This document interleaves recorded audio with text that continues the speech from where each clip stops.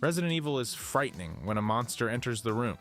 Its creepiest stories begin when you learn what that monster was before you arrived. Behind the obvious jump scares are stolen children, people trapped inside changing bodies, entire villages converted into laboratories, and organisms that may preserve the minds they consume. The deeper we go, the less death looks like the worst outcome. The rookie lost choice. Leon arrives in Raccoon City in September of 1998, expecting his first day as a police officer. That sentence already feels cruel when you know what is waiting for him. The city is collapsing. Most of the police are dead.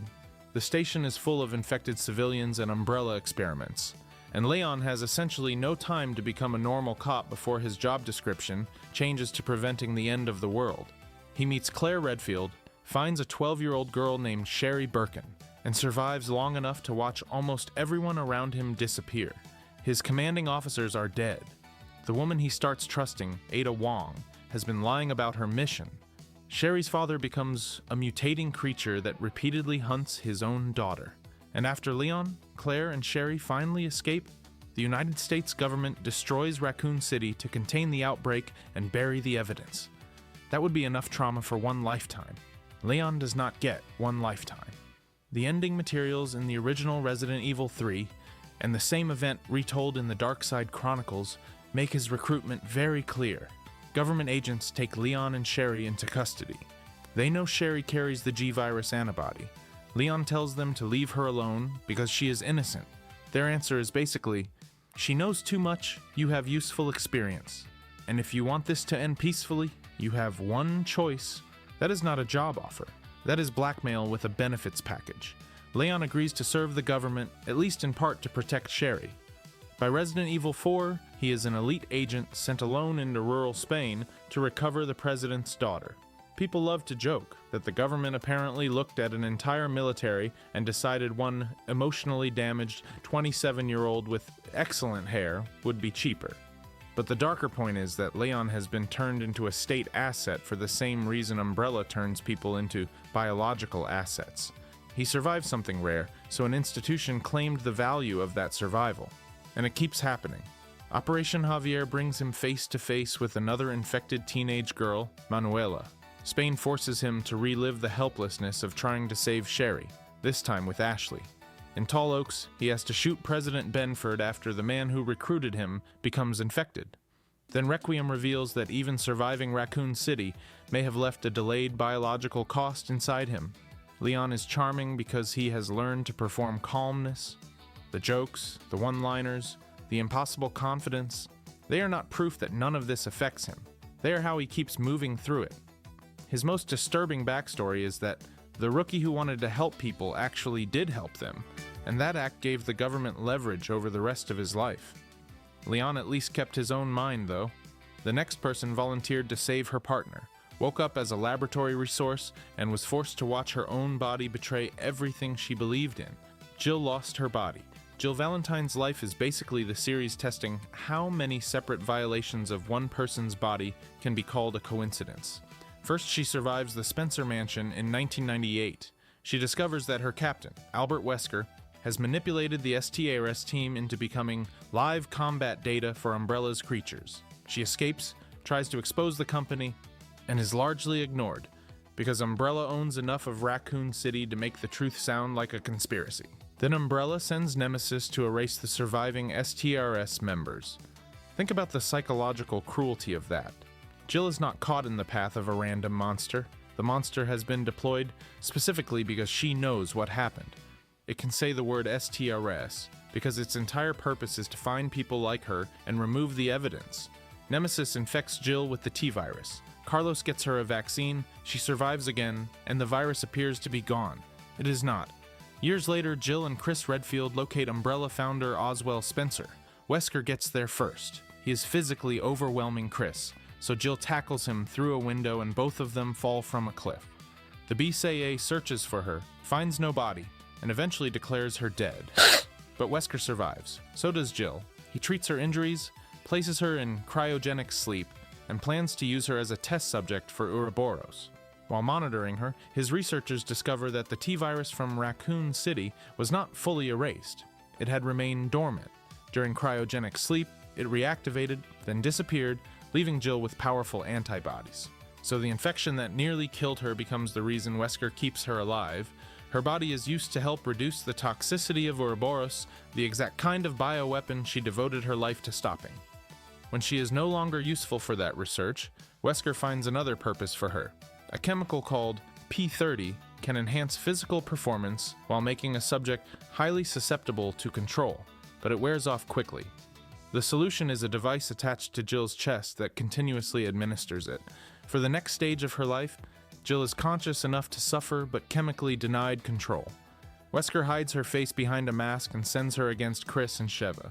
The person who sacrificed herself to save Chris is turned into the weapon trying to kill him, and the series does not pretend that removing the device fixes everything. Capcom's own retrospective notes that Jill later struggles with the fact that she aimed a gun at her allies, even though it happened against her will. She enters rehabilitation. Her body survives. Her freedom returns.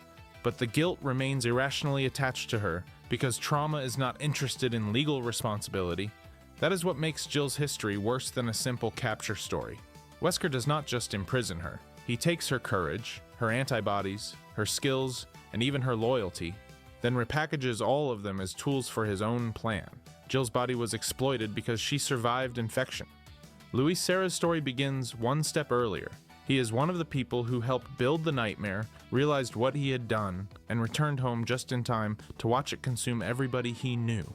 Luis came home too late. The original Resident Evil 4 gives Luis Serra the energy of a charming stranger who definitely has 3 passports and owes money in countries that no longer exist. The remake makes him much sadder.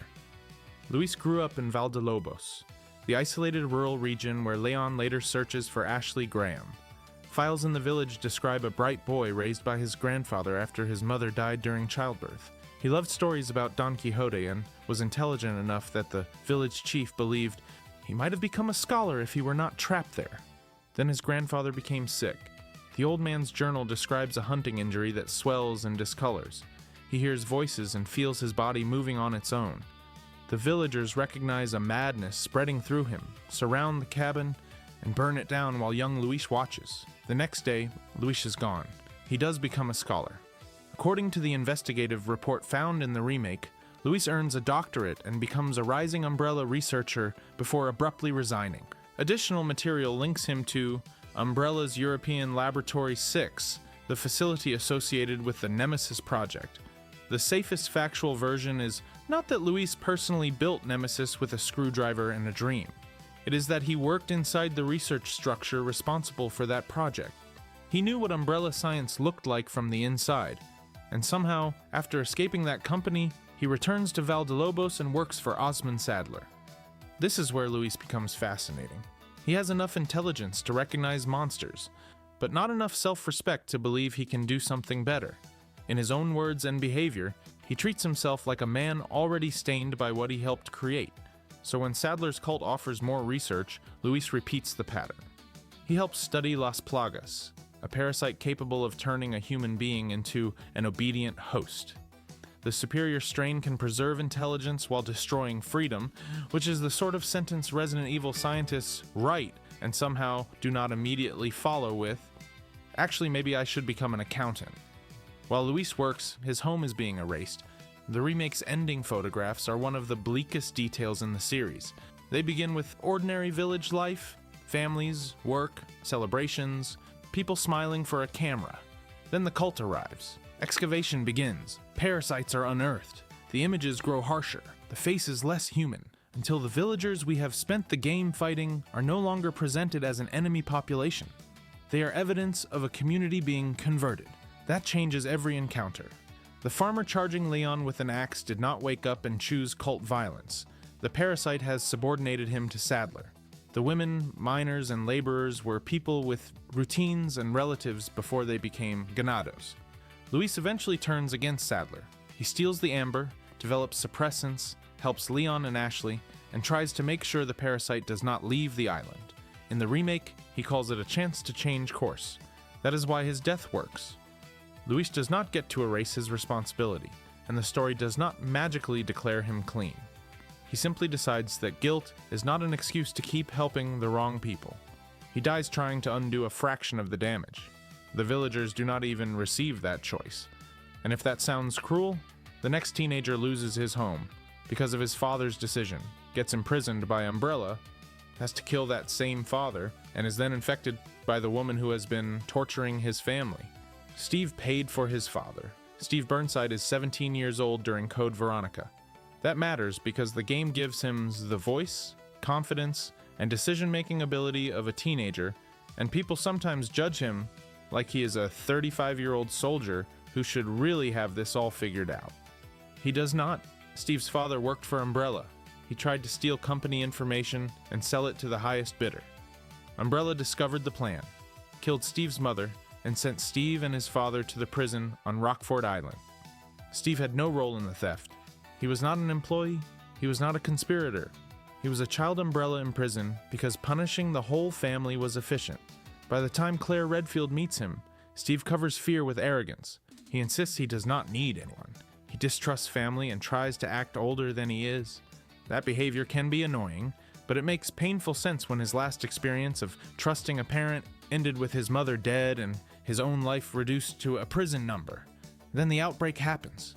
Steve and Claire are trying to escape when a zombie approaches. Steve freezes.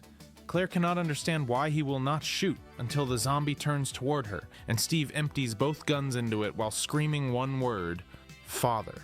Afterward, he explains what his father did. He calls him reckless and stupid. He is furious. And then he collapses beside the body anyway, because knowing your parent destroyed your family does not stop them from being your parent. Steve finally begins to trust Claire. He helps her escape Rockfort, follows her to the Antarctic facility, and seems for a few minutes like he might actually survive.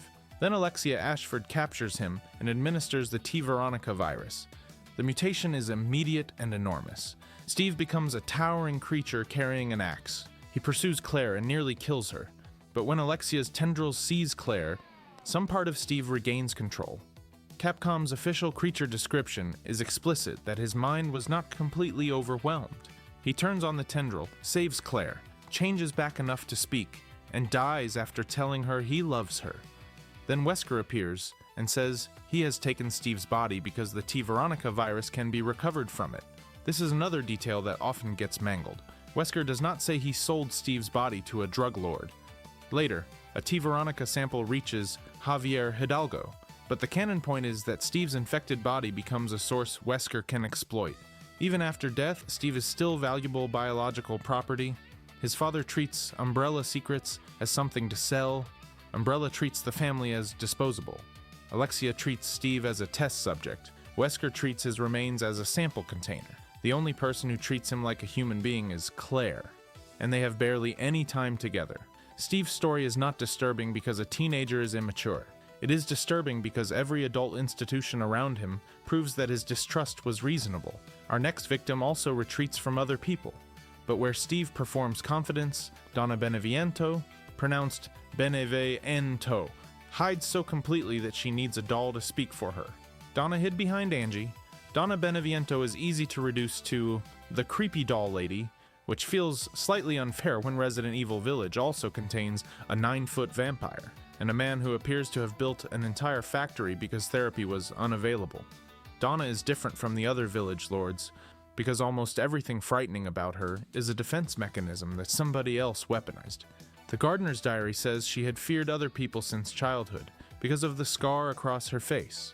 After her parents died, she isolated herself and spoke only through Angie, a doll her father had made for her. The game never states that her parents killed themselves, and it never gives a neat diagnosis for Donna's condition. What it gives us is more grounded and sadder: visible scarring, severe social fear, parental loss, isolation, and a handmade object that becomes her safest way to communicate. Then Mother Miranda enters her life. Miranda presents herself as a maternal figure and calls Donna an adopted daughter. But Miranda's medical report describes Donna as a subject. Her COD-OH affinity is favorable. Her brain function is normal, although the report labels her as severely mentally ill. She can secrete a signaling substance that controls plants infected by the mutamycete. Pollen from certain flowers allows her to produce hallucinations in people who inhale it.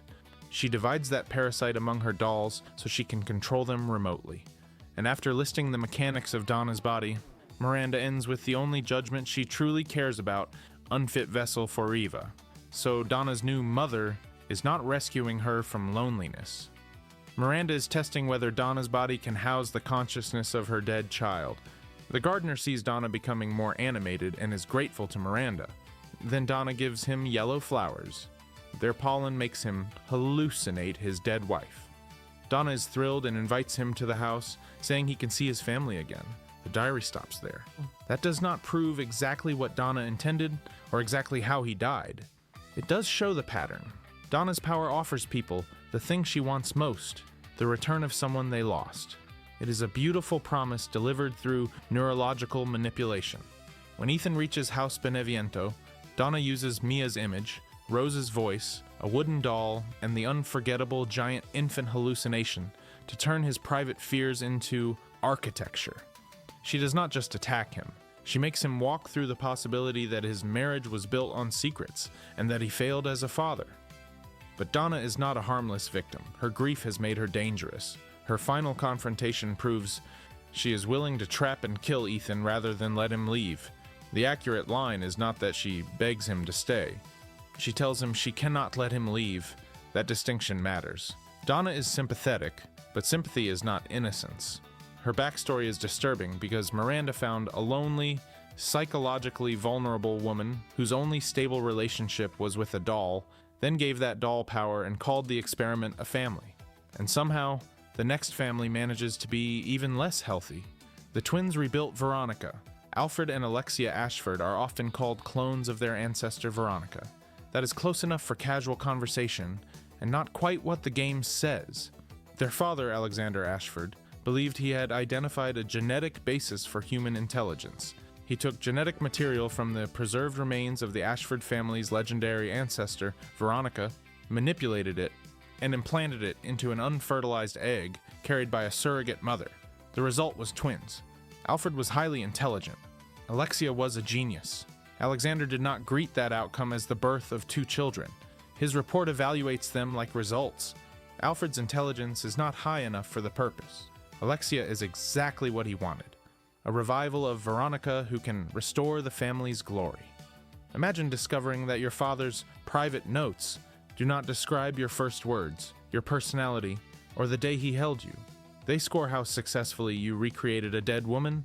The twins eventually find the report. Alfred's diary says, the truth makes him hate Alexander. But rather than rejecting the family's obsession, he and Alexia absorb it completely. They decide their father is the failure. Then they use him as a human test subject. Alexia has developed T. Veronica by combining the progenitor virus with genetic material associated with a queen ant. Her notes explain why ants appeal to her. One queen rules while soldiers and workers are replaceable. She sees herself as the queen and everyone else as an ignorant mass born to serve. Alexander's infection fails. His mind and body collapse, and he becomes the creature called Nosferatu. The twins bind him and lock him beneath the Antarctic facility. Alexia then decides to infect herself. To avoid the rapid failure that destroyed her father, she lowers her body temperature and enters suspended animation for 15 years, allowing the virus to change her slowly. That leaves Alfred alone. He becomes master of Rockford Island and maintains the fiction that Alexia is awake and living with him. He dresses as her, speaks as her, and holds conversations between the two personalities. The game plays this as a shocking reveal, and some of its presentation has aged about as gracefully as milk on a radiator, but the actual horror is not that Alfred wears a dress. It is that his entire identity has collapsed around the sister his father taught him was a successful child. He worships Alexia because he was engineered, evaluated, and found lesser before he was old enough to understand the test. Alexia awakens exactly when planned. Alfred dies believing her return validates his life. She barely mourns him. To her, Alfred has always been what her ant metaphor says he is, a loyal soldier whose purpose ends when the queen no longer needs him. There is no innocent person at the center of this family by the time we meet them. The twins torture their father, run an island prison, and kill freely, but their cruelty grew inside a family that treated birth as research, intelligence as worth, and love as loyalty to a bloodline. Alexander wanted to manufacture a perfect heir. He succeeded in manufacturing two people incapable of seeing anyone, including each other, as fully human. The next father also tells himself that every atrocity is an act of love. The difference is that Javier Hidalgo sacrifices other people's daughters to keep his own alive. Manuela, burned from within. Manuela Hidalgo is the daughter of Javier Hidalgo, a drug lord who controls a region of South America through violence, assassination, and the Sacred Snakes crime syndicate. Capcom's official summary describes the contradiction directly. Javier is brutal to everyone around him and fiercely devoted to Manuela. That devotion becomes catastrophic when she develops the same rare disease that affected her mother. Javier had already tried viral treatment once. When his wife Hilda became ill, he used the T-virus in an attempt to save her. The result was a monster. When Manuela becomes sick years later, Javier obtains the T. Veronica virus and tries again. The virus keeps her alive, but control requires regular organ transplants, so girls begin disappearing from nearby communities. Javier's organization kidnaps them, harvests their organs, and uses those organs to stabilize Manuela. In the Dark Side Chronicles, Leon Kennedy and Jack Krauser enter a warehouse and find the evidence. Javier states the process plainly. Manuela's organs must be replaced regularly to reduce the pain and keep the virus at bay. Manuela did not choose this. When she learns the truth, she runs away. She tells Javier that if he had allowed her to die, none of it would have happened. That is one of the most brutal positions any Resident Evil character is forced into. Her father has made her continued heartbeat feel like participation in mass murder. The kidnapped girls are the primary victims. They lose their lives, their bodies, and in most cases, even their names. Manuela is also a victim, because Javier turns her survival into a moral debt she can never repay. There is something uniquely possessive about his love. Javier does not save the person Manuela is. He preserves her body against her wishes because he cannot tolerate losing his daughter. The distinction between loving somebody and refusing to release them is basically the entire horror story. During the final battle, Manuela sides with Leon and Krauser. T. Veronica gives her blood unusual, violently reactive properties, and she uses that power against Javier. In the better outcome, she survives, and is taken into United States custody. Leon tells her she has an obligation to live for the girls living inside her. It is meant as reassurance, and it also reveals why her ending is not clean. Her body is physically composed, in part of organs stolen from murdered girls. Every future day carries proof of Javier's crimes. Operation Javier also destroys Krauser's faith in ordinary human strength. He sees Manuela's power, injures his arm, and becomes obsessed with the idea that viruses can transcend physical limits. That path eventually leads him to Wesker and Sadler. So Javier's attempt to save one daughter produces a chain of victims: the girls he abducts, the wife he mutates, the daughter he infects, the communities he terrorizes, and the soldier who walks away believing monsters are stronger than men. It is an extremely Resident Evil version of parental love. One man insists he is protecting his family, and somehow a warehouse fills with organs. Our next story replaces parental obsession with romantic obsession, and it may be the most complete destruction of identity in the series. Carla lost her face. Before Carla Radams looked like Ada Wong, she was one of the most gifted scientists in the Resident Evil universe. The in-game Carla file says she completed a doctorate in genetics at 15. Derek Simmons recruited her to develop viruses and biological weapons. He praised her intelligence, and because Carla was deeply devoted to him, she kept trying to earn more of that praise. Her greatest achievement was the C-virus. Then Simmons used it to erase her. Simmons had worked with the real Ada Wong around the time of the Raccoon City incident. Ada left after learning about his role in the city's destruction. Simmons could not accept that she was gone, so he decided that if Ada would not return, he would make another Ada who could not leave. Countless women were used in failed experiments. The C-virus could transform the body, but Simmons needed a genetically compatible subject. His organization eventually discovered that Carla herself was suitable. He tricked her into participating because she believed he valued her too much to risk her life. That belief is the knife in the story. Carla had confused being useful with being loved. Simmons encouraged that confusion until the moment it made her easy to sacrifice. The experiment changes her face and body to resemble Ada. Much of Carla's original personality is damaged or suppressed. Simmons trains her, addresses her, and treats her as the woman he wants. He is so consumed by his obsession that he ignores the remaining evidence that Carla is still inside. Eventually, that buried part returns. Carla realizes what he did and dedicates herself to destroying him. She forms Neo Umbrella, spreads the C virus, manipulates global conflicts, and ensures Simmons is injected with an enhanced strain that forces him through repeated, painful mutations. None of that makes Carla a secret hero. She becomes responsible for mass death on a scale far beyond the crime committed against her. Understanding the origin of her rage does not excuse where she points it, but her beginning remains horrifying. Simmons takes a prodigy who built the tool he needs, uses her admiration to place her in the experiment, and replaces her appearance with the face of a woman who rejected him. Carla is not transformed because she failed. She is transformed because she succeeded so completely that her abuser no longer needs the person who did the work. And even her revenge cannot escape the imposed identity. When Carla mutates across the aircraft carrier, her body produces copies resembling Ada. The face Simmons forced onto her survives, deeper than her own sense of self. There are many Resident Evil infections that destroy a body. Carla's destroys authorship. Her intelligence creates the virus. Simmons uses the virus to rewrite her, and the rewritten version uses that same virus to punish the world. By the end, it is difficult to tell where Carla's choices begin and Simmons' damage ends. The next villain wants to go even further. Alex Wesker does not plan to make a child resemble her. She plans to move into the child's mind and keep living there. Natalia became the vessel. Natalia Corda is a survivor of the Terra Grigia Panic, the bioterrorist attack that destroyed the artificial island city in 2004. She is a little girl when she watches her parents die. That trauma changes her so deeply that Neil Fisher's report describes her as incapable of feeling fear. It is not presented as a healthy superpower. The report's logic is colder. After seeing everyone she knew killed, what could possibly be left to frighten her?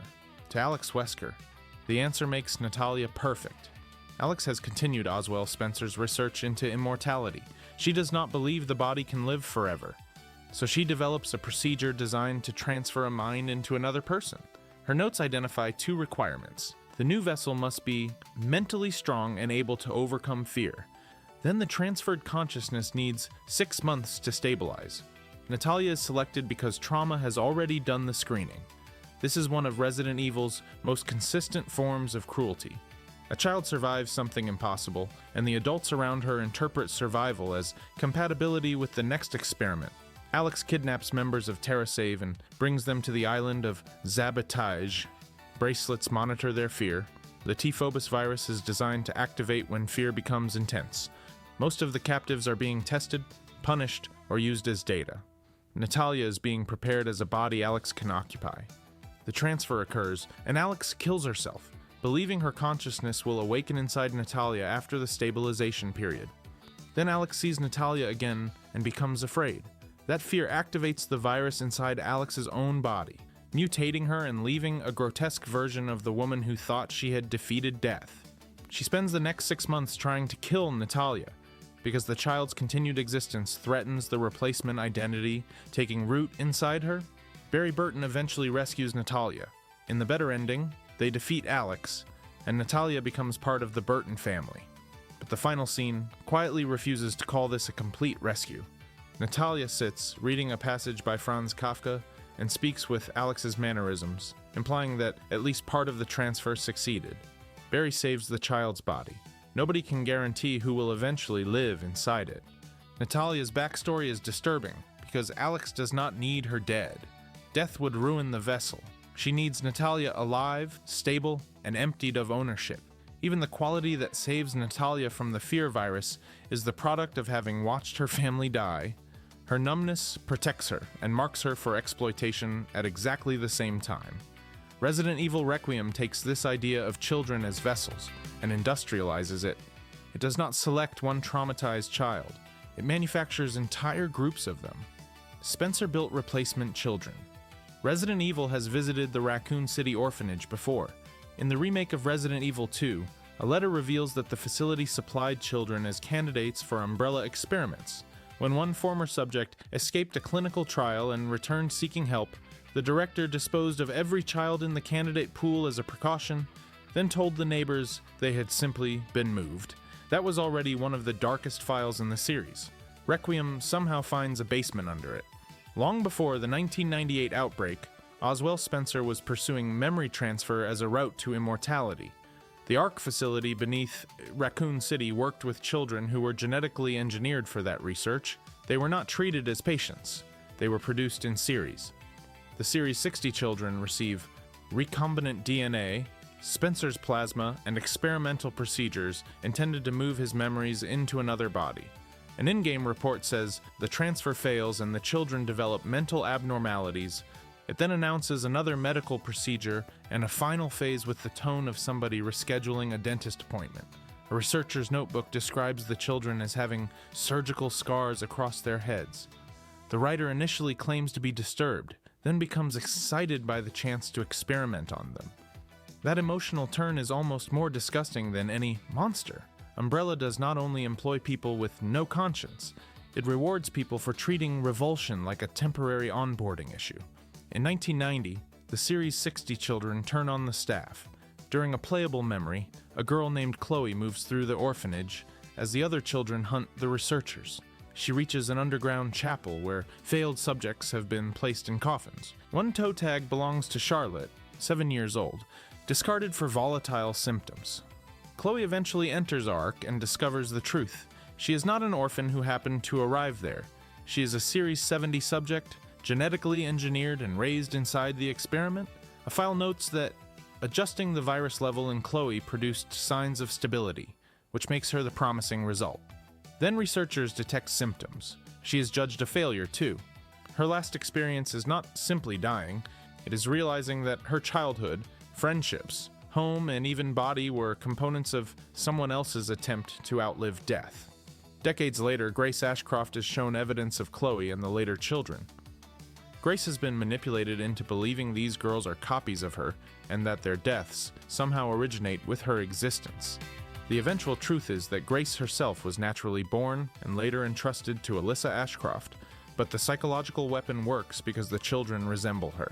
Emily, the blind girl Grace tries to rescue at Rhodes Hill, is part of this legacy. She is wounded, mutates, and is shot by Leon. In Requiem's hopeful ending, Elpis is revealed as an antiviral. Leon explains that he avoided her vital organs, and the epilogue indicates Emily survives and is taken in by Grace. That is unusually merciful for Resident Evil. But Emily's rescue does not undo the children in the coffins, it does not give Chloe a family outside the facility, and it does not change the central obscenity of the project. Spencer was so terrified of his own death that he created childhoods designed to be overwritten by him. The series often gives its villains grand language about evolution and immortality. Requiem shows what those words look like at ground level. They look like a 7-year-old's toe tag. And now we reach the family that viewers of the original video overwhelmingly singled out as the most tragic, the Bakers. Because unlike Umbrella's researchers, Jack and Marguerite do not walk into a laboratory and volunteer to become monsters. They open their home to a child in a storm. Kindness doomed the Bakers. Before Resident Evil 7, the Baker estate is not a murder house. It is just a home in Dulvey, Louisiana. Jack Baker is a former Marine. Marguerite is his wife. Their daughter Zoe is practical and protective. Their son Lucas is brilliant, unstable, and already dangerous.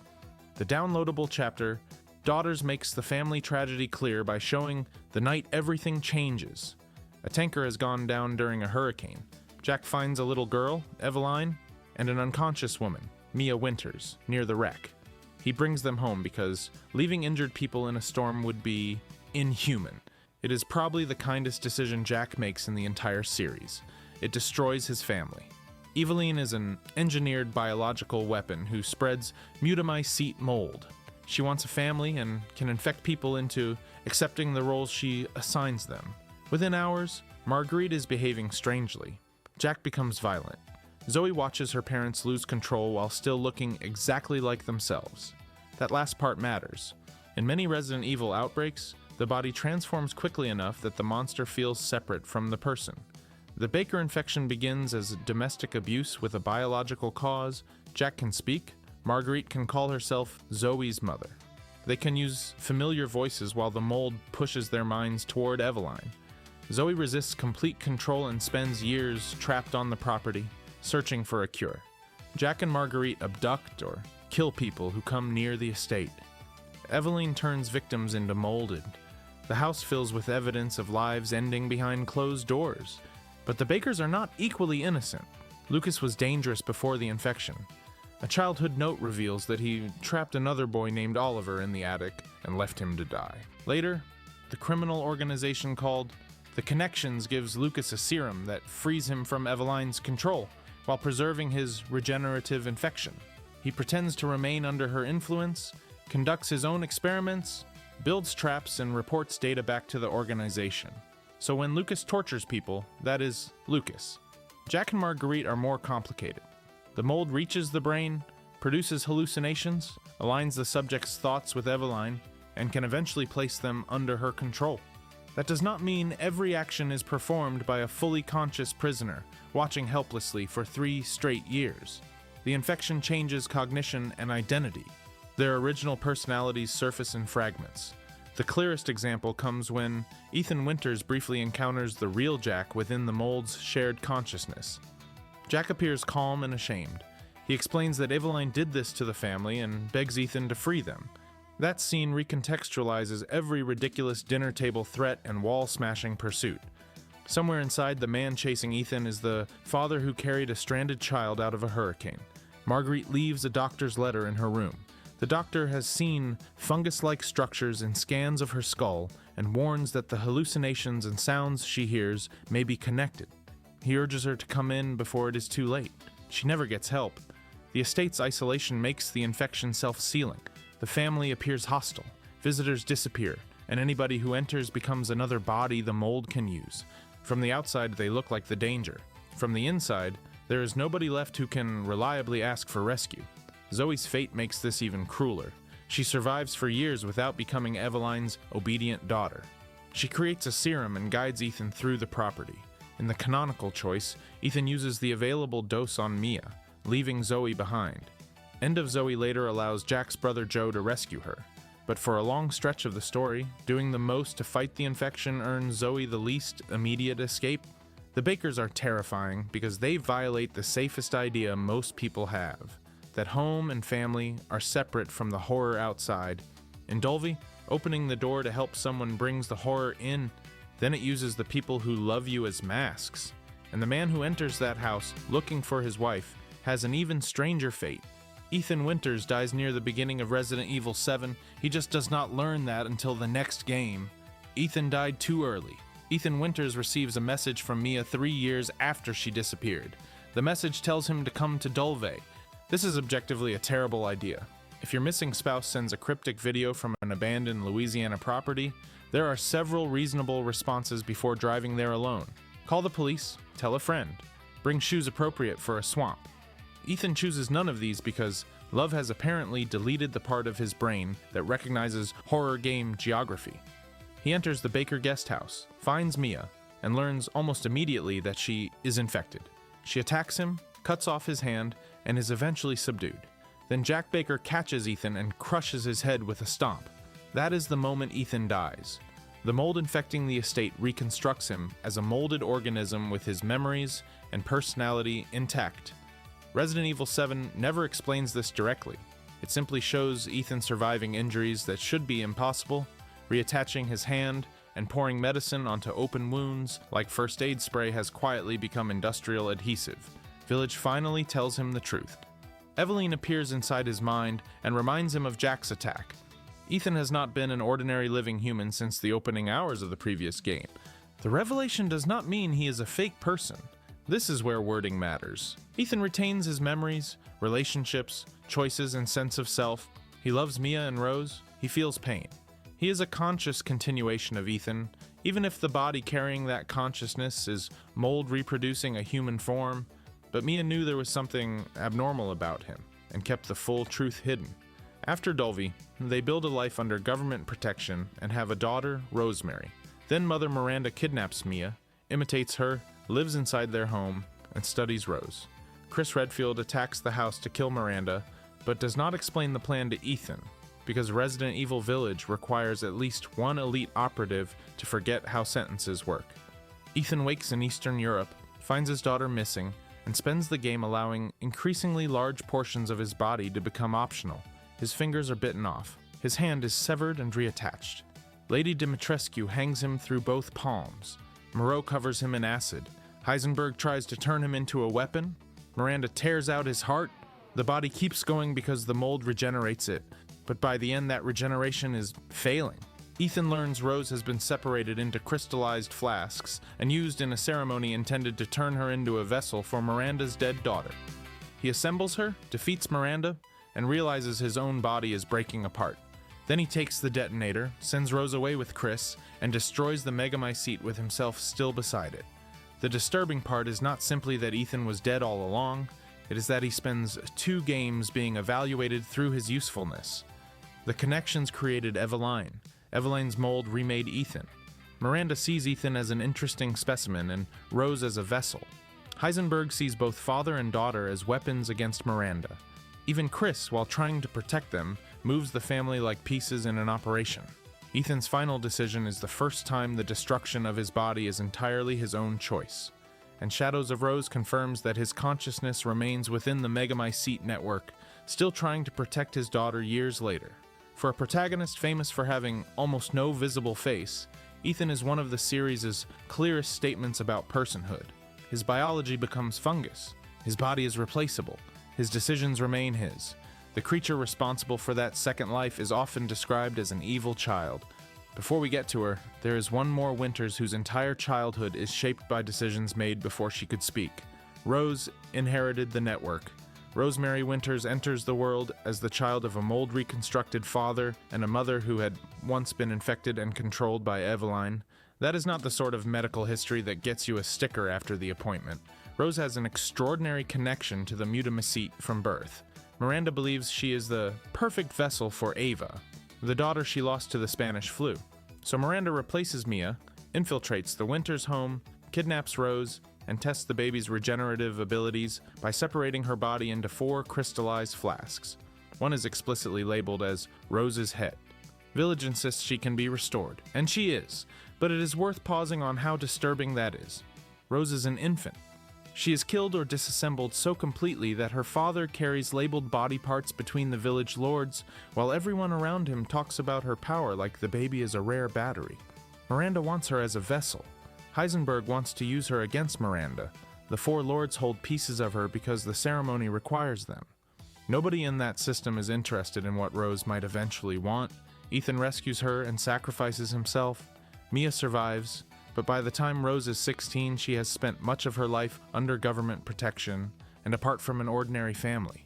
She sees Mia and Chris only intermittently. Other children bully her because her body produces strange, mold-like effects, and adults need reassurance that she is not dangerous. Rose begins to hate the power that saved her life. That is the central tragedy of Shadows of Rose. Ethan sees her abilities as part of the daughter worth dying for. Miranda sees them as access to resurrection. The government sees them as something to monitor. Rose experiences them as the reason nobody treats her normally. When she learns that a fragment of the Megamycete may contain a purifying crystal capable of removing her powers, she enters its stored realm of consciousness. Immediately, she encounters copies of herself being hunted and consumed. A warped version of the Duke turns their deaths into entertainment. Creatures attack by draining faces because apparently, Lisa Trevor did not use up the franchise's annual budget for facial trauma. A mysterious guide communicates through glowing words and calls himself Michael. He warns Rose, gives her supplies, and pushes her to survive. Rose eventually enters a recreation of House Beneviento, where her memories of bullying become puzzles and threats. Eveline appears, jealous that Rose possesses the power and parental love she was denied. Then Rose finds the crystal and gives up her abilities. That is exactly what Miranda wanted. The invitation into the Megamycete was a trap. Miranda's preserved consciousness still wants Rose as Eva's vessel, and a powerless Rose is easier to take. Michael finally manifests as Ethan, whose consciousness has remained inside the mold network. Even after his body is destroyed, he is still trying to keep the promise he made to his daughter.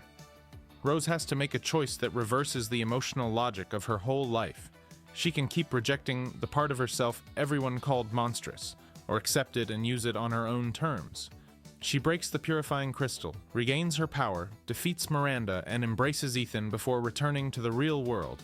This is more than a superhero origin. Rose's entire backstory is a fight over who gets to define her body. Miranda says it is a container for Ava. The government treats it as a biological concern. Her classmates call it freakish. Even Rose initially believes normality requires cutting away the thing that makes her different. The ending does not make her loneliness disappear. She still visits the grave of a father she barely knew in ordinary life. She still reacts violently when an agent mockingly calls her Eveline, because the comparison carries years of being treated like a weapon waiting to happen. But Rose understands that inherited biology is not inherited purpose. She is not Eveline's replacement. She is not Ava's vessel. She is not a continuation of Miranda, and she is not merely the result of Ethan's infection. Rose gets something most experimental subjects in Resident Evil never receive. She gets enough power to refuse the role written for her. The child whose mold made Rose possible never gets that clean distinction between power and purpose. That is true in the same way that describing a guided missile as badly behaved is true. Eveline is dangerous. She is also a product designed to need something her creators never planned to give her. Eveline only wanted family. Eveline, pronounced Ev-Uline, is not born into a family.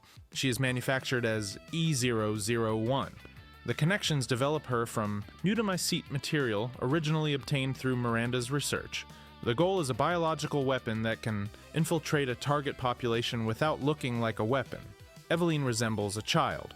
She spreads mold, links infected minds, induces hallucinations, and controls people from within. That is strategically useful because nobody expects the little girl in the room to be the delivery system. Her creators also engineer her with a powerful desire for family.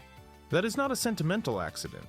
Family gives her a structure for control. If infected people become mother, father, brother, or sister, Eveline can organize obedience through emotional roles humans already understand.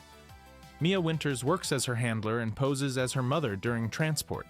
Eveline calls her mommy, but the relationship is an assignment. Mia is moving a weapon aboard a tanker, not adopting a child. When the mission collapses, Eveline takes the family instruction literally and violently. She infects the ship, causes the wreck, and reaches the Baker property. Then she builds the family she was designed to want. Jack becomes the father. Marguerite becomes the mother. Lucas and Zoe become siblings. Mia is pulled back into the role she performed. Anyone who resists is pressured, infected, or replaced. Eveline's demand sounds childish. Love me, stay with me, be my family. The stakes are not childish. Her version of love removes consent. She also ages at an extreme rate because the stabilizing treatment is no longer being administered. The old woman Ethan sees around the estate is Eveline herself, not a random grandmother. Her child form is a projection. In only a few years, the body designed to look harmless deteriorates into old age. Lucas's observation logs track that decline with grotesque casualness. Her health worsens. Her mold output changes. People around her are converted into creatures. The language remains clinical because, to the connections and Lucas, Eveline is still primarily data. Her final confrontation with Ethan begins when he injects her with a necrotoxin. For a moment, the old woman and the child overlap. Eveline asks why everyone hates her. The honest answer is that she has terrorized, infected, and killed people. The equally honest answer is that the first adults in her life designed her capacity for attachment as a control system, simulated motherhood to transport her, denied her a real childhood, and then lost control of the need they built. Eveline is not innocent in the simple sense. She understands enough to manipulate people and punishes resistance. But she never had a version of love that did not come with ownership.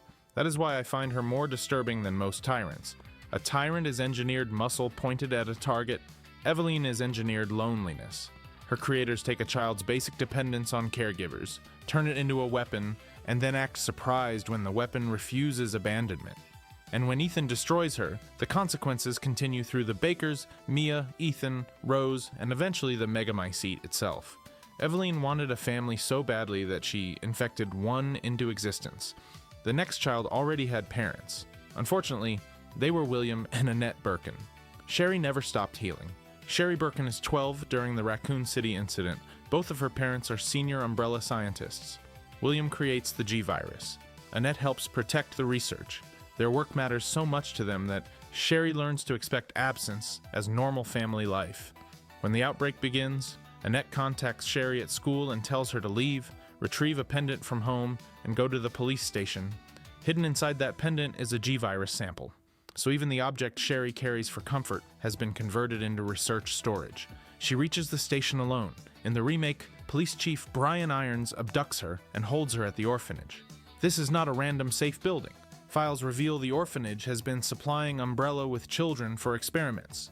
Sherry is hiding inside an institution built to turn vulnerable children into inventory. Claire Redfield finds and protects her. William Birkin also finds her. After injecting himself with G, William mutates and becomes driven to reproduce by implanting embryos in compatible hosts. Genetic relatives are especially suitable. That makes his own daughter a target. He infects Sherry. There is a particularly awful symbolism to the scene. William has already prioritized G over his family while human. After mutation, the virus reduces the biological relationship between father and daughter to compatibility. He does not recognize Sherry as someone to protect. Her genetics make her useful for propagation. Claire obtains the antiviral agent and saves her before the embryo can fully develop. Sherry escapes the city with Claire and Leon, but this is not the end of her captivity. Government agents take her into custody because her body contains the G-virus antibody. Capcom's official Sherry file says she is essentially held captive under government supervision and cannot live a normal life. Leon's service is used to help secure her safety. Years later, Sherry becomes a government agent herself as a condition of release. Read that sequence again. Her parents turn her life into proximity to research. Her father infects her. The government studies the aftermath. Then the route out of custody is to work for the same state that held her. Sherry remains remarkably compassionate. In Resident Evil 6, she protects Jake Muller and believes people can choose something better than their parents. That optimism is not naivety. It is rebellion against a childhood in which every powerful adult insisted biology determines value. Her assignment in Resident Evil 6 is almost a summary of her entire life. Derek Simmons sends her to locate Jake because Jake's blood contains antibodies to the C-virus. A government official dispatches one survivor valued for unusual blood to collect another survivor valued for unusual blood. Everyone uses the language of saving the world, and that part is real. But the people at the center are still being discussed like walking vaccine factories. Then, Neo Umbrella captures Sherry and Jake and holds them for 6 months of testing. Sherry has already spent years under examination after Raccoon City. She escapes government custody by joining at the government, only to be placed in another facility because a different organization wants the same thing: access to what her body can do. The personal betrayal is worse when she learns Simmons is behind the new crisis. This is the man associated with her government protection, the authority structure that defined her life after Raccoon City, and the superior giving her orders.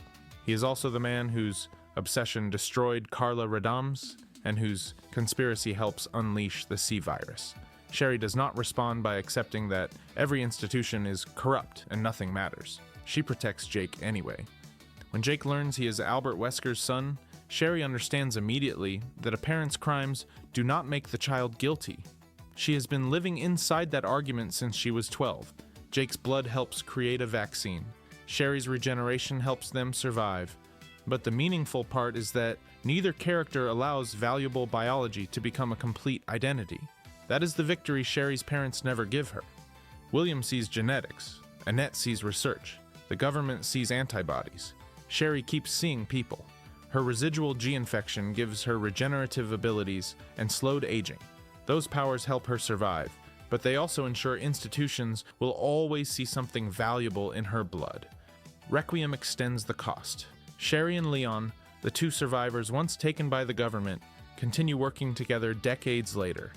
They are linked not only by what happened in Raccoon City, but by the fact that surviving made both of them useful to the people who collected them afterward. That is Sherry's real horror story. She survives the father who tries to reproduce through her body, then grows up under authorities who treat the surviving infection as national property. She becomes an agent and chooses to use that position to save people, which is admirable. It does not make the original bargain voluntary, But no Resident Evil character better represents a human being becoming long-term research material than the final person on this list. Sherry loses her childhood to G. Lisa Trevor loses more than 30 years to the origins of Umbrella itself. Lisa could not die. Lisa Trevor is 14 years old in 1967. Her father, George Trevor, is a famous architect hired by Oswell Spencer to design a mansion in the Arklay Mountains. George fills the estate with hidden passages, traps, false walls, and elaborate mechanisms. When construction is complete, Spencer invites the Trevor family to visit. George believes he is seeing the finished work. Spencer is removing the only other person who understands its secrets. Jessica and Lisa arrive first. Umbrella seizes them and administers different strains of the progenitor virus. Jessica's body fails to bond with it. A clinical note marks the result as negative and the action as disposed. Lisa's result is positive, but delayed, so she is kept. George arrives, is drugged, and wakes as a prisoner inside the mansion he designed. His diary documents an escape attempt that becomes steadily more desperate. He searches the halls, remembers the mechanisms, finds Jessica's shoe, and eventually reaches a dead end, where a grave has already been prepared with his name. He understands that Spencer planned his death before he arrived. The diary ends with George apologizing to Jessica and Lisa because he believes his pride in the mansion brought them into the conspiracy. He dies without learning what happened to his daughter. Lisa remains in the laboratory. For years, Umbrella administers viruses and parasites, studying her abnormal ability to survive and absorb them. Her body changes. Her mind deteriorates. She becomes violent, but she continues searching for her mother. At one point, a woman she believes is Jessica appears. Lisa realizes the face is wrong, so she tears it off. She begins wearing the faces of women over her own, trying to restore the mother she can no longer fully remember. That image is one of the most disturbing in Resident Evil, and not because it is visually grotesque. It is a corrupted version of recognition. The experiments have damaged Lisa so profoundly that she understands her mother as a face that can be removed from the wrong person and carried until it becomes right. In 1988, William Birkin and Albert Wesker implant the Nemesis alpha parasite into Lisa as part of their research. Her body absorbs it instead of being controlled by it. Researchers recover a new viral element from the result, which contributes to Birkin's development of the G virus. That means Lisa's suffering is not an isolated chapter from Umbrella's early history. It is foundational. The work performed on her feeds, later bioweapons. G leads to William's mutation, Sherry's infection, government interest in her body, and research that continues for decades. Lisa is one of the hidden human costs underneath the entire series. Umbrella eventually decides she is no longer useful and attempts to execute her. She survives. They dispose of her beneath the estate. She survives that too. Umbrella actively experiments on Lisa for 28 years before deciding she is no longer useful. By the time STRS reaches the mansion in 1998, she has been trapped in some form for more than 30 years. More than 30 years. Longer than Leon has been alive during Raccoon City. Longer than Steve gets to live at all. More than 3 decades of infections, confinement, failed disposal, and the fading memory of a mother who died at the beginning. In the remake, Lisa eventually encounters Jessica's coffin. Depending on the sequence, she recognizes the skull as her mother's and jumps into the darkness with it. There is no triumphant cure. Nobody restores the 14-year-old girl. The closest thing to peace is Lisa finally finding part of Jessica and disappearing beside it. That is why Lisa Trevor remains the most disturbing backstory in Resident Evil. Not because she is the strongest monster, not because she has the largest body count, and not because her design is scary, although a person wearing several faces is, to be clear, not ideal hallway company. Lisa is the point where the series' entire philosophy becomes visible. Spencer wants progress without limits. Umbrella wants data without responsibility. Researchers see that Lisa survives and interpret endurance as permission to continue. Every time her body refuses to die, the reward is another experiment. Survival is the thing that condemns her. And that pattern connects almost everyone we covered. Leon survives Raccoon City, so the government recruits him under threat. Jill survives infection, so Wesker uses her antibodies. Manuela survives T. Veronica, so other girls die to maintain her body. Natalia survives Terra Grigia, so Alex chooses her as a vessel. Sherry survives G, so the government keeps her under observation. Lisa survives Progenitor, so Umbrella spends decades testing how much more she can endure. Resident Evil looks like a series about avoiding death. Its darkest stories are about what happens when powerful people decide your survival belongs to them.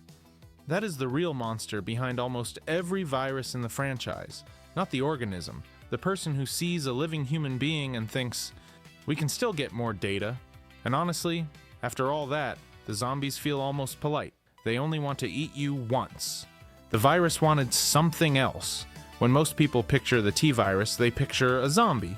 But zombies were never the product Umbrella wanted. The company wanted controllable soldiers, strong, durable, and intelligent enough to obey. A zombie was the common failed result, except that failure could spread through an entire city. And the reason starts with the virus before the T-virus, before the T-virus existed.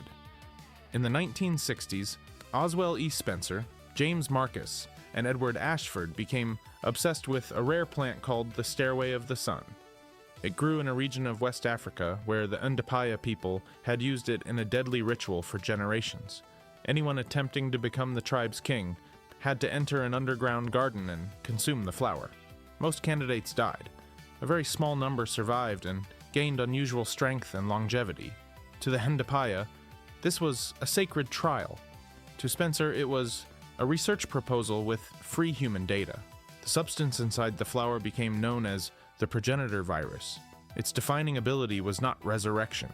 It could rewrite the genetic structure of a living organism, destroying unsuitable hosts while producing dramatic mutations in compatible ones.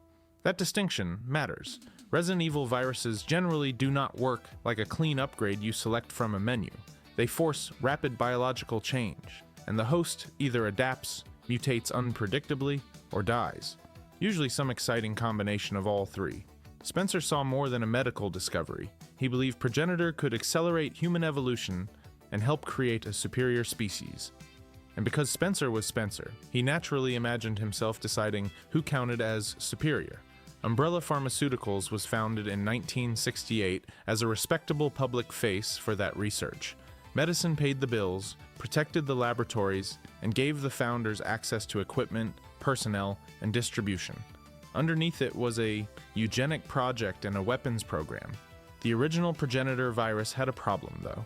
It was extremely lethal and difficult to use. If nearly every test subject simply dies, you do not have a reliable weapon. You have a very expensive way to make the legal department nervous. James Marcus spent years modifying it. In 1978, his work produced the Tyrant virus, usually shortened to the T-virus. That name tells us more than it first appears to. The T does not stand for terror, toxic, or terrible decision-making, although all three would qualify. It stands for Tyrant. The ultimate goal was a humanoid bioorganic weapon, powerful enough to destroy conventional soldiers and intelligent enough to follow commands. Umbrella wanted something it could deploy, direct, recover data from, and eventually sell. The T-virus was a platform for reaching that goal.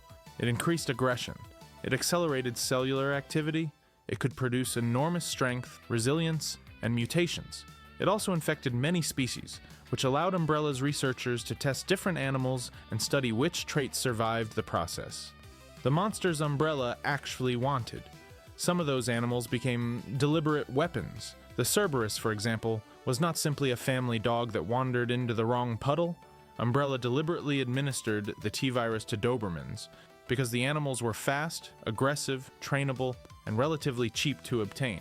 The result was a bioorganic weapon that could hunt in groups. There is also a useful difference between a Cerberus and a zombie dog. A Cerberus was purpose-built. A zombie dog was an ordinary dog infected by accident. They can look similar while telling completely different stories about how Umbrella operated. The Hunters were another success by the company's standards. Researchers combined human genetic material with reptilian traits to create fast, durable creatures capable of understanding simple commands. Hunters could pursue targets, navigate an environment, and kill efficiently. Efficiently is doing a lot of work there. Anyone who has opened the wrong mansion door with low health knows the Hunter's quality control department was thriving. Other experiments were failures. The Lurker, created from frogs, was aggressive but too unintelligent to control reliably. Giant insects and spiders demonstrated the virus's ability to produce size and strength, but not necessarily a useful military product. A 40-foot snake is terrifying. It is also difficult to transport discreetly and tends to ignore quarterly objectives. This is the context zombies belong in. They are not the virus completing its intended purpose. They are one of many outcomes, and for Umbrella, not a very good one. Why most humans failed. When an ordinary human is exposed to the T-virus, the infection damages higher brain function, causes tissue necrosis, and sends the body's metabolism into overdrive. The victim develops an extreme hunger while losing memory, judgment, coordination, and identity. The body is still biologically active. That is why calling them literal resurrected corpses can be misleading. In many cases, a victim becomes a zombie before clinical death. Their tissues are dying, their brain is severely damaged, and they look dead because the virus is destroying them while keeping enough basic function intact to move and feed. The Keeper's Diary in the Spencer Mansion shows that process in miniature. The writer begins as a member of staff caring for experimental creatures. After exposure, he describes fever, itching, swelling, rotting skin, confusion, and hunger. His writing deteriorates with his mind. The final entries are barely language at all. That diary is effective because nothing supernatural arrives to replace him. He is present while pieces of him disappear. The person writing the first entry and the creature implied by the last entry occupy the same body. And that is exactly why a zombie is a poor soldier. It cannot understand a mission. It cannot distinguish allies from enemies. It cannot operate complex equipment. It attacks whatever is close, follows sound, and spreads the virus into areas Umbrella may want intact. It is difficult to retrieve, impossible to brief, and terrible around investors. If Umbrella had simply wanted mass casualties, a conventional pathogen would have been easier. What made bioorganic weapons valuable was the fantasy of control. Release a creature at a target, let it perform a specific task, then contain the evidence. The zombie offers the casualties without the control. And even the word zombie hides how unstable the condition can be. In the remake of the first Resident Evil, an infected human does not always remain a slow-moving zombie.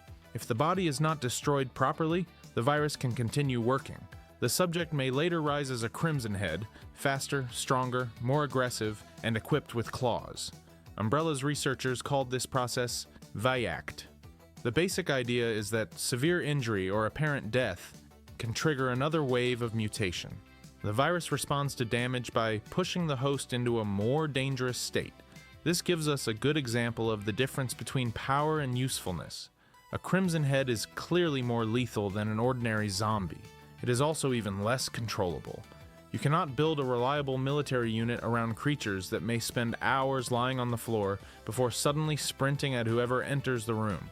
The prototype known as Crimson Head Prototype 1 was deliberately restrained and studied because Umbrella wanted to understand that mutation. Once again, the company saw an emergency and immediately asked whether it could be turned into a feature. That instinct runs through the entire mansion. The Neptune sharks demonstrate that aquatic animals can become larger and more violent.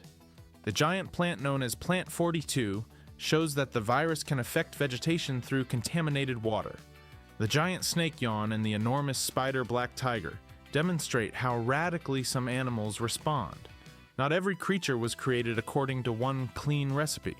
Some were deliberate experiments, others were test animals or local organisms infected after containment failed. But from Umbrella's perspective, the outbreak allowed researchers to compare all of them. Which species keeps useful instincts? Which mutation can be reproduced? Which animal can be controlled? Which one becomes too large to fit through a normal door, creating the rare monster defeated by building regulations? These questions are why the mansion contains so many forms of life. The facility was studying the T-virus as a flexible weapons platform, not manufacturing one single zombie formula. The same is true beneath Raccoon City. Umbrella's underground laboratory contains more advanced products because the company has spent years learning from early failures. The plant creatures called Ivy were produced through controlled research. The giant moth and infected insects show environmental contamination. The Tyrant is an assigned retrieval asset. Birkin's G mutations are a separate virus colliding with the T outbreak. What looks like one monster apocalypse is really several research programs escaping at the same time.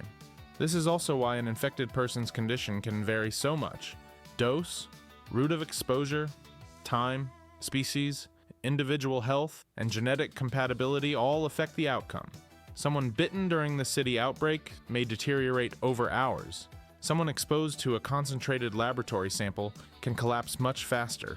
A body left undisturbed may continue mutating. An animal may preserve instincts that a human loses. Resident Evil is not always perfectly consistent about infection timing, because dramatic pacing has occasionally defeated virology in single combat. But the lore repeatedly treats transformation as a process, not an identical countdown inside every victim. That uncertainty makes an outbreak harder to recognize. Early symptoms can look like fever, confusion, violent behavior, or ordinary injury. By the time authorities understand that every bite may create another attacker, the responders are already exposed. And Umbrella makes recognition even harder by suppressing evidence. After the mansion incident, the surviving STARS members try to tell people what they saw. Jill, Chris, Barry, and Rebecca are not random conspiracy theorists. They are trained witnesses describing a laboratory owned by a company with deep local influence. Yet the police response is compromised, records disappear, and Umbrella uses its relationship with Chief Brian Irons to keep scrutiny away from the company, so when infections spread in Raccoon City, the public is not starting with the truth. It is starting with missing information, institutional denial, and a police department whose chief has been paid to protect the corporation responsible. The T-virus is therefore dangerous in two separate ways. Biologically, it turns every victim into a possible source of new infection. Politically, Umbrella has built a system that prevents people from responding until the visible symptoms are impossible to hide. By then, the zombies are not the beginning of the disaster. They are the receipt, the host Umbrella needed. So why do only some hosts become tyrants? This is where Umbrella's dream runs into biology. The T-virus does not treat every human equally. Genetic compatibility is incredibly rare. Most infected people suffer cognitive collapse and necrosis. A compatible host can retain more brain function while developing the extraordinary size, strength, and regenerative ability required for a tyrant. Umbrella's early tyrant research was therefore not just about creating a strong mutation.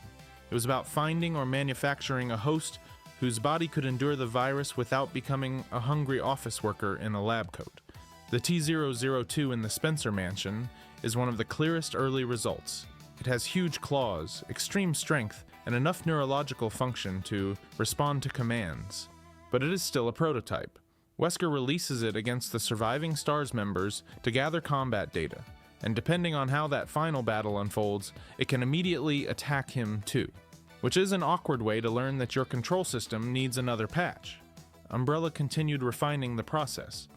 The T-103 line, the model that includes the figure fans call Mr. X, was more stable and suitable for mass production.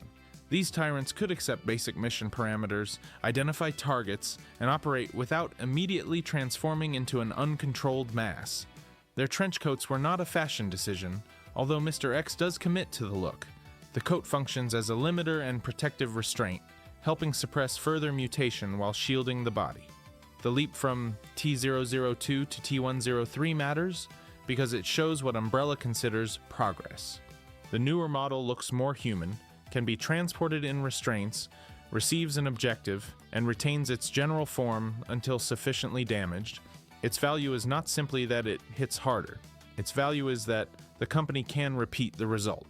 Mass production is the moment a nightmare becomes a business. One tyrant in a laboratory can be dismissed as an experiment. Multiple T-103 units dropped into Raccoon City mean Umbrella has moved beyond asking whether the creature works. It is testing how these units perform during real operations. The company deploys several tyrants during the city's final days. One becomes the pursuer associated with the police station. Others are sent toward a military unit near the waste disposal facility. Their missions vary, but the principle is the same. Deliver an obedient organism into chaos and measure whether it completes the task. The contrast with the zombies could not be clearer. Umbrella does not airdrop a group of zombies and give them a folder. It releases a tyrant, because a tyrant can be pointed at something. When the limiter is destroyed and the tyrant suffers enough damage, its body can mutate into the faster clawed super tyrant form. That reveals another constant problem with Umbrella's work. The strength is always present. Control is the thin layer wrapped around it. Nemesis pushes the idea further. By implanting an NE alpha parasite into a tyrant-based host, Umbrella's European researchers added a separate source of intelligence and control. Nemesis could recognize specific people, pursue them across a city, use weapons, and adapt its behavior. That is much closer to the product Umbrella had imagined from the beginning, and it still spends half of Resident Evil 3 mutating into things nobody ordered. The pattern repeats because the T-Virus creates a basic contradiction. The more aggressively it changes a host, the more powerful that host may become. But rapid mutation also makes behavior and anatomy less predictable. Umbrella is trying to industrialize evolution, then acting surprised when evolution refuses to read the manual. There is another reason zombies remain central to the series, even if they were not the desired product. They are extraordinarily good at creating an outbreak. A tyrant is dangerous to the people in front of it.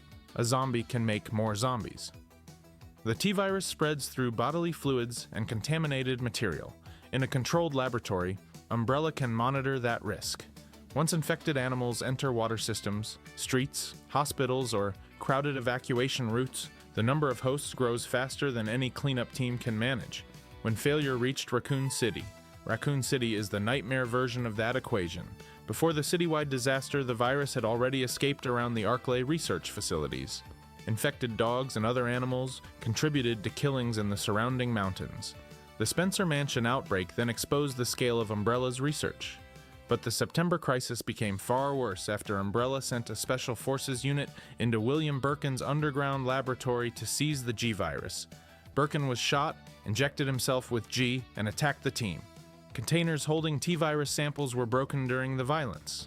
Rats moved through the contaminated sewers and helped carry the virus through the city's infrastructure. That detail is important because Raccoon City's destruction was not one neat accident at one neat moment. It was a chain of failures: existing infections, corrupt officials, hidden laboratories, delayed warnings, contaminated water, and Umbrella's attempt to recover its property all overlapped until containment became impossible. The company had built facilities under a populated city, stored multiple viruses inside them, and then sent armed men to solve a corporate dispute with a scientist carrying samples. Calling what happened an accident is being very generous to the word accident. There is a temptation to imagine one broken vial entering the water and transforming every resident at once. The actual picture is messier. Raccoon City had roughly 100,000 people, all moving through different environments. Some encountered infected water, some were bitten, some met contaminated animals, some reached hospitals or shelters where one hidden infection became many. Umbrella facilities were also already experiencing breaches connected to the Arklay disaster. The outbreak becomes citywide because every system designed to contain ordinary danger starts amplifying this one. An ambulance carries a bitten patient into a hospital. A police officer brings a wounded civilian behind a barricade. A family shelters together. A crowd gathers at an evacuation point. Every humane response places uninfected people beside someone whose hunger and aggression may appear without warning. Then the city's basic services fail. Power becomes unreliable. Roads are blocked. Radio information is incomplete. The police station fills with civilians, while Chief Irons deliberately sabotages his own department. People who could have organized a response are separated, killed, or infected. By the time the federal government seals the city, there is no clean line between rescue operation and combat zone. That is when the simple zombie becomes more strategically destructive than the sophisticated creature Umbrella wanted. A tyrant might kill a squad. A contagious population can collapse the roads, hospitals, communications, and trust required to save everybody else. The failed weapon attacks the idea of a city. Once the T-Virus moved through the population, its failed outcome became more destructive than many successful bioorganic weapons. Hospitals filled. Police officers were bitten while trying to control riots. Families carried infection into shelters. Emergency services collapsed because the people responding to the crisis became part of it. That is the dark joke at the center of Umbrella's business plan. The company wanted a controllable monster, but the supposedly inferior result destroyed an entire city. why Umbrella kept the failure, and zombies were still useful to Umbrella in a colder sense. An outbreak generated combat data. It created opportunities to test weapons against civilians, police, and soldiers. Umbrella could observe how hunters performed in an urban environment, how tyrants pursued targets, and how different infected species behaved outside a laboratory. To a normal person, Raccoon City was a humanitarian catastrophe. To Umbrella's researchers, it was also the largest field trial imaginable. This is why it is too simple to say the T-virus was never meant to make zombies. Full stop. Umbrella knew the virus could produce them. It understood that widespread infection could create zombie populations. The company sometimes exploited that effect, and later organizations would absolutely use contagious outbreaks as weapons. The precise claim is more disturbing. Zombies were not the ideal end product. They were the common, degraded outcome of a program trying to turn living organisms into obedient military property. Umbrella did not stop when it learned what happened to ordinary people, because ordinary people were never the intended customers or valued subjects. They were raw material. That attitude explains why so many research files rank creatures according to intelligence, aggression, durability, and control. The scientists are not asking whether the subject is suffering, they are asking whether the suffering produced something commercially useful. A dog loses its skin and gains pack aggression. Promising. A frog becomes enormous but remains stupid. Failure. A human being loses language, memory, and family, then attacks anything nearby. Also a failure. A genetically rare human becomes 8 feet tall, survives gunfire, and follows a retrieval order. Success. The moral difference between those outcomes is enormous. Umbrella's spreadsheet cannot see it, what zombies really proved, and that brings us back to the zombie. Its horror is not that science created exactly what it wanted. It is that science looked at this ruined human being and was disappointed for the wrong reason. The company did not see a person whose body and mind had been erased. It saw a weapon with poor obedience. That is also why the T-virus keeps mattering even after the series introduces G, T. Veronica, Ouroboros, Las Plagas, and the mold. Nearly every later project tries to solve the same problem. Keep the power, keep the mutation, remove the stupidity, preserve enough intelligence to give orders, or replace the host's will with something that can be controlled. The G-virus gives spectacular regeneration, but drives its host to reproduce. T. Veronica can preserve intelligence if infection progresses slowly enough, but uncontrolled subjects become monsters. Las Plagas preserves many human abilities while placing the host beneath a parasite hierarchy. The mold can connect minds through an information network and allow a central figure like Eveline to influence an infected family. Different organism, same obsession. Even Umbrella's later T-virus variants reveal attempts to repair its limitations. The T-Abyss virus used by the terrorist organization Veltro and studied through the FBC combines T-virus research with a marine virus, producing mutations suited to aquatic environments. The T-Phobos virus is activated by intense fear, allowing Alex Wesker to use emotional stress as a selection mechanism. The C-virus can create chrysalid mutations and preserve more specialized abilities in infected hosts. Not all of these are literal versions of Marcus's original formula, and different organizations pursue different goals, but the design pressure remains recognizable.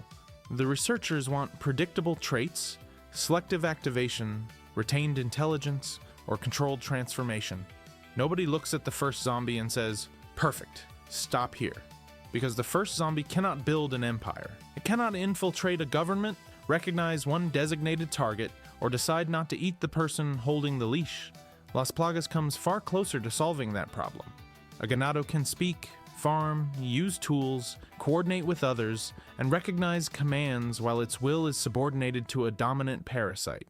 Sadler does not need to teach a corpse how to operate a chainsaw. He takes a person who already knows and removes the part that can refuse. The mold approaches control through connection. Eveline infects the Bakers, invades their perceptions, and pressures them to act as her family.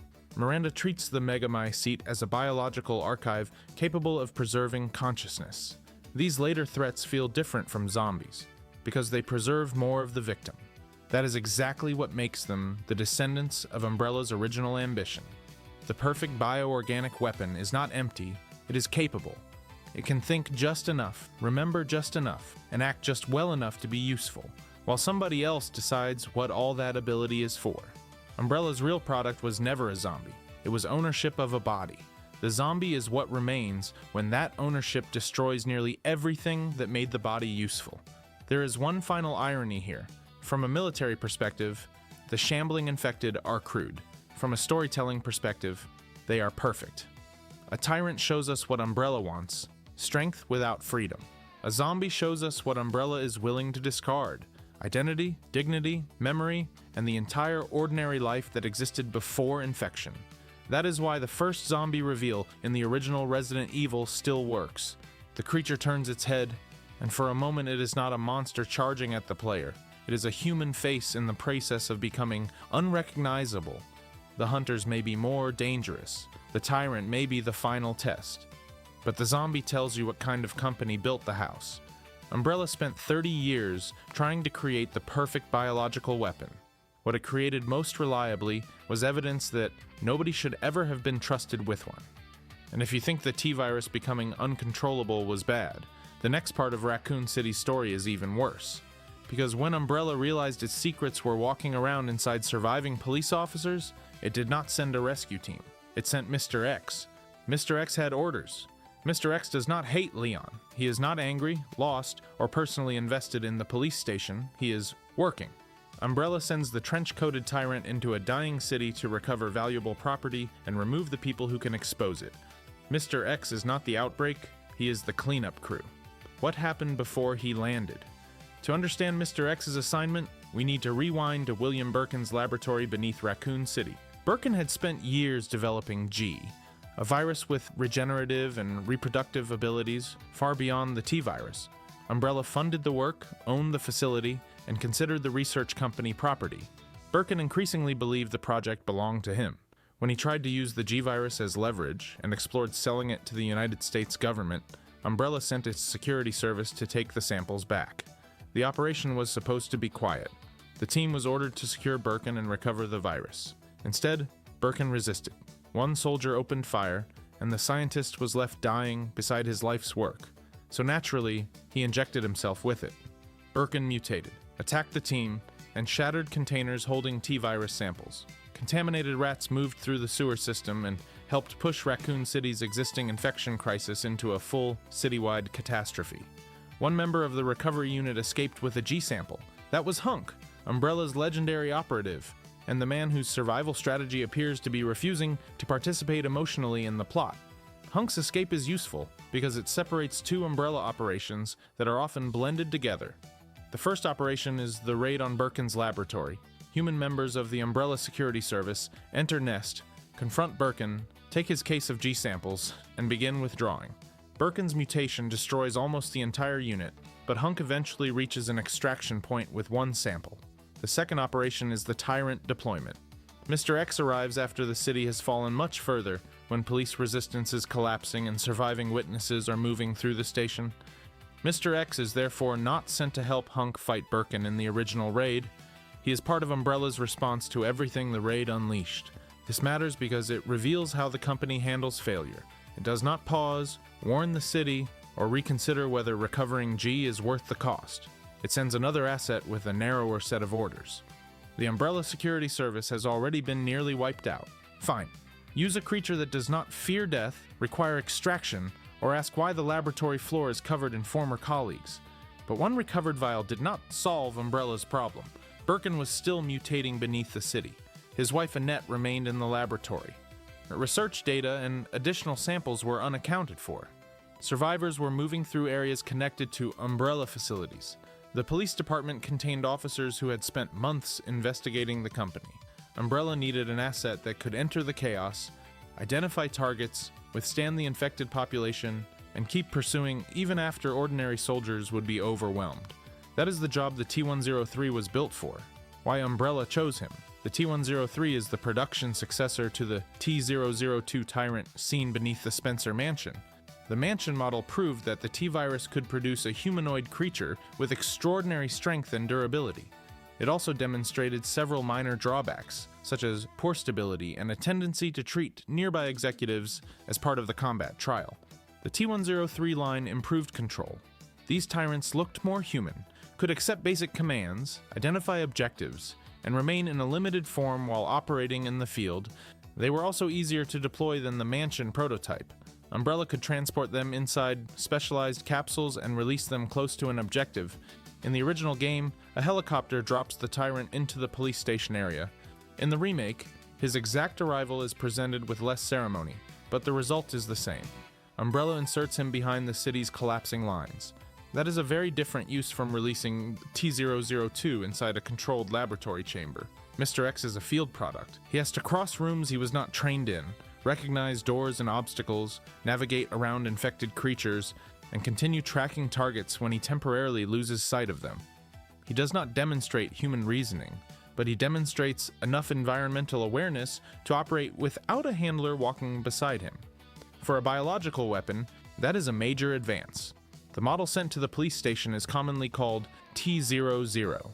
Fans call him Mr. X, a name popularized outside the original game and now far more convenient than pretending anybody casually says T-00 during a chase.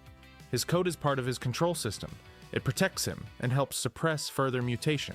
Underneath it, the Tyrant's body is constantly capable of becoming something worse. As long as the limiter remains intact, Umbrella gets the version that walks, tracks, and follows the mission.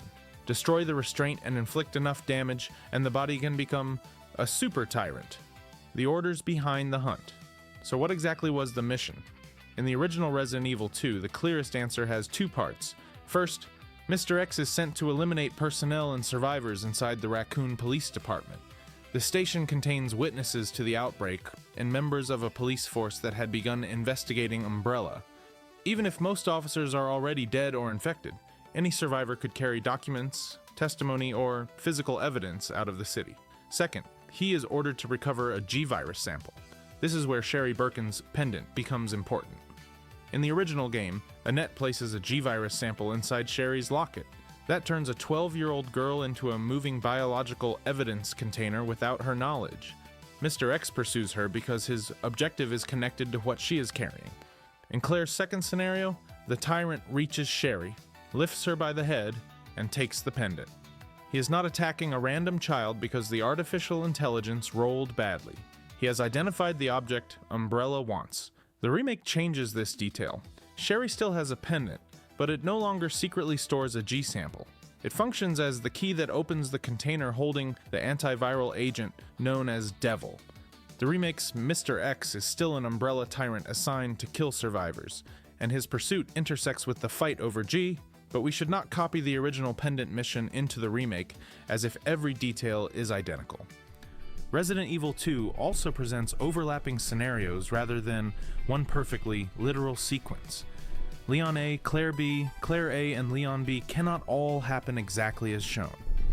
The remake repeats major events from different perspectives too. The accepted story is a composite. Leon and Claire both survive, Sherry is infected and cured, Ada obtains access to the G-Virus conflict, Birkin mutates repeatedly, and a Tyrant pursues survivors. Trying to turn every boss fight into courtroom evidence is how a simple lore video becomes an 8-hour corkboard. The important point survives every version. Mr. X enters the city as an Umbrella asset with a cleanup and recovery purpose. The remake also makes his witness elimination role feel broader because he attacks almost every unapproved human he encounters. He kills Ben Bertolucci in his cell and attacks Leon immediately afterward. Ben is especially significant. He is an investigative journalist who uncovered links between Chief Irons and Umbrella. If anyone inside the police station represents dangerous testimony, it is the man literally imprisoned for knowing too much. Mr. X crushing Ben's skull through a wall is not subtle, neither is Umbrella. Chief Irons occupies a strange category. He's already an Umbrella collaborator, but he is unstable, surrounded by evidence, and unlikely to be useful once the city falls. The Tyrant's mission is not to rescue compromised assets. It is to reduce the number of uncontrolled survivors. That is why the term cleanup is more accurate than assassination. Mr. X is not sent for one political murder. He is sent to close several loose ends with the same pair of hands. Why there were 6? And he was not the only Tyrant deployed. Umbrella transported 6 T-103 units into Raccoon City. One was assigned to the police station, The other 5 were deployed against United States Special Forces near the P-12A incineration facility. Those soldiers had entered the city during a separate government operation connected to Umbrella's research. Sending multiple tyrants against them gave Umbrella a chance to neutralize a threat and collect real combat data at the same time. The remains tell the story. In Resident Evil 3, the disposal facility contains dead tyrants and dead soldiers. The units were not invincible. They were weapons dropped into a battle to see what survived. Those 5 units also answer a common question. If Mr. X was unique, why did Umbrella risk him on Leon and Claire? He was not unique in the way Nemesis was. The T-103 had reached a stage of production where several could be deployed together. Losing a unit was expensive, but acceptable if it protected G research, killed government soldiers, or produced combat data. Nemesis, by comparison, represented a more specialized European project built around the NE alpha parasite. Mr. X is frightening partly because he is not a one-off miracle. Umbrella made a batch. The implication is worse than one immortal stalker. Somewhere inside the company, there is a production chain. How Mr. X thinks. This changes the way we should read Mr. X's behavior. He does not sprint around the station in blind hunger like a zombie. He searches. He reacts to sound. He follows routes. He can ignore infected creatures that are irrelevant to his assignment. In the remake, he moves through the station with the patience of something that does not need to rest, panic, or wonder whether the footsteps upstairs are a good sign. For the player, his slow walk feels almost theatrical. For Umbrella, it is economical. Why waste energy charging when every exit leads deeper into a sealed city? He also does not need to understand the full political context. Umbrella does not sit him down and explain corporate espionage, William Birkin's contract dispute, or why the orphanage records would look bad in Discovery. He needs target recognition and simple orders. Find survivors. Recover the sample. Remove witnesses. That limited intelligence is a feature. A weapon that can debate an order can refuse one. It also explains several things Mr. X does not do. He never interrogates anyone. He does not search computer databases or collect paper evidence. He does not attempt to negotiate with Annette. He cannot assess whether killing a particular witness might damage the sample he is trying to recover. Umbrella has given a blunt instrument 2 objectives that can conflict. A child may possess the virus, but striking that child could destroy it.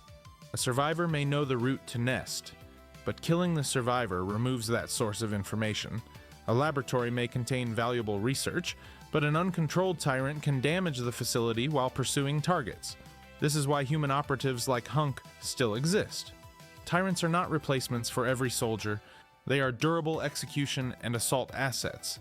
Human teams gather intelligence, secure delicate material, operate equipment, and adapt to political complexity. Mr. X is what Umbrella sends when delicacy has already failed. This is one major difference between Mr. X and Nemesis. Nemesis is a T-103-based host enhanced by the NE alpha parasite. The parasite provides another neurological center, increasing intelligence and allowing more complicated behavior. Nemesis can pursue a small group of named targets, adapt, use a rocket launcher, and operate with more tactical flexibility. Mr. X does not need that level of sophistication. His targets are trapped inside a building and then an underground facility. His strength, durability, and ability to understand basic objectives are enough. In other words, Mr. X is not the cheap version of Nemesis. He is a tool designed for a different level of instruction. The remake makes this clearest through his persistence. You can shoot him, burn resources, and temporarily knock him down, but most encounters do not permanently stop him. He rises because Umbrella did not send a fair boss battle. It sent a biological machine whose main advantage is that normal resistance changes nothing. That creates the famous police station tension. The Raccoon Police Department begins as a puzzle box.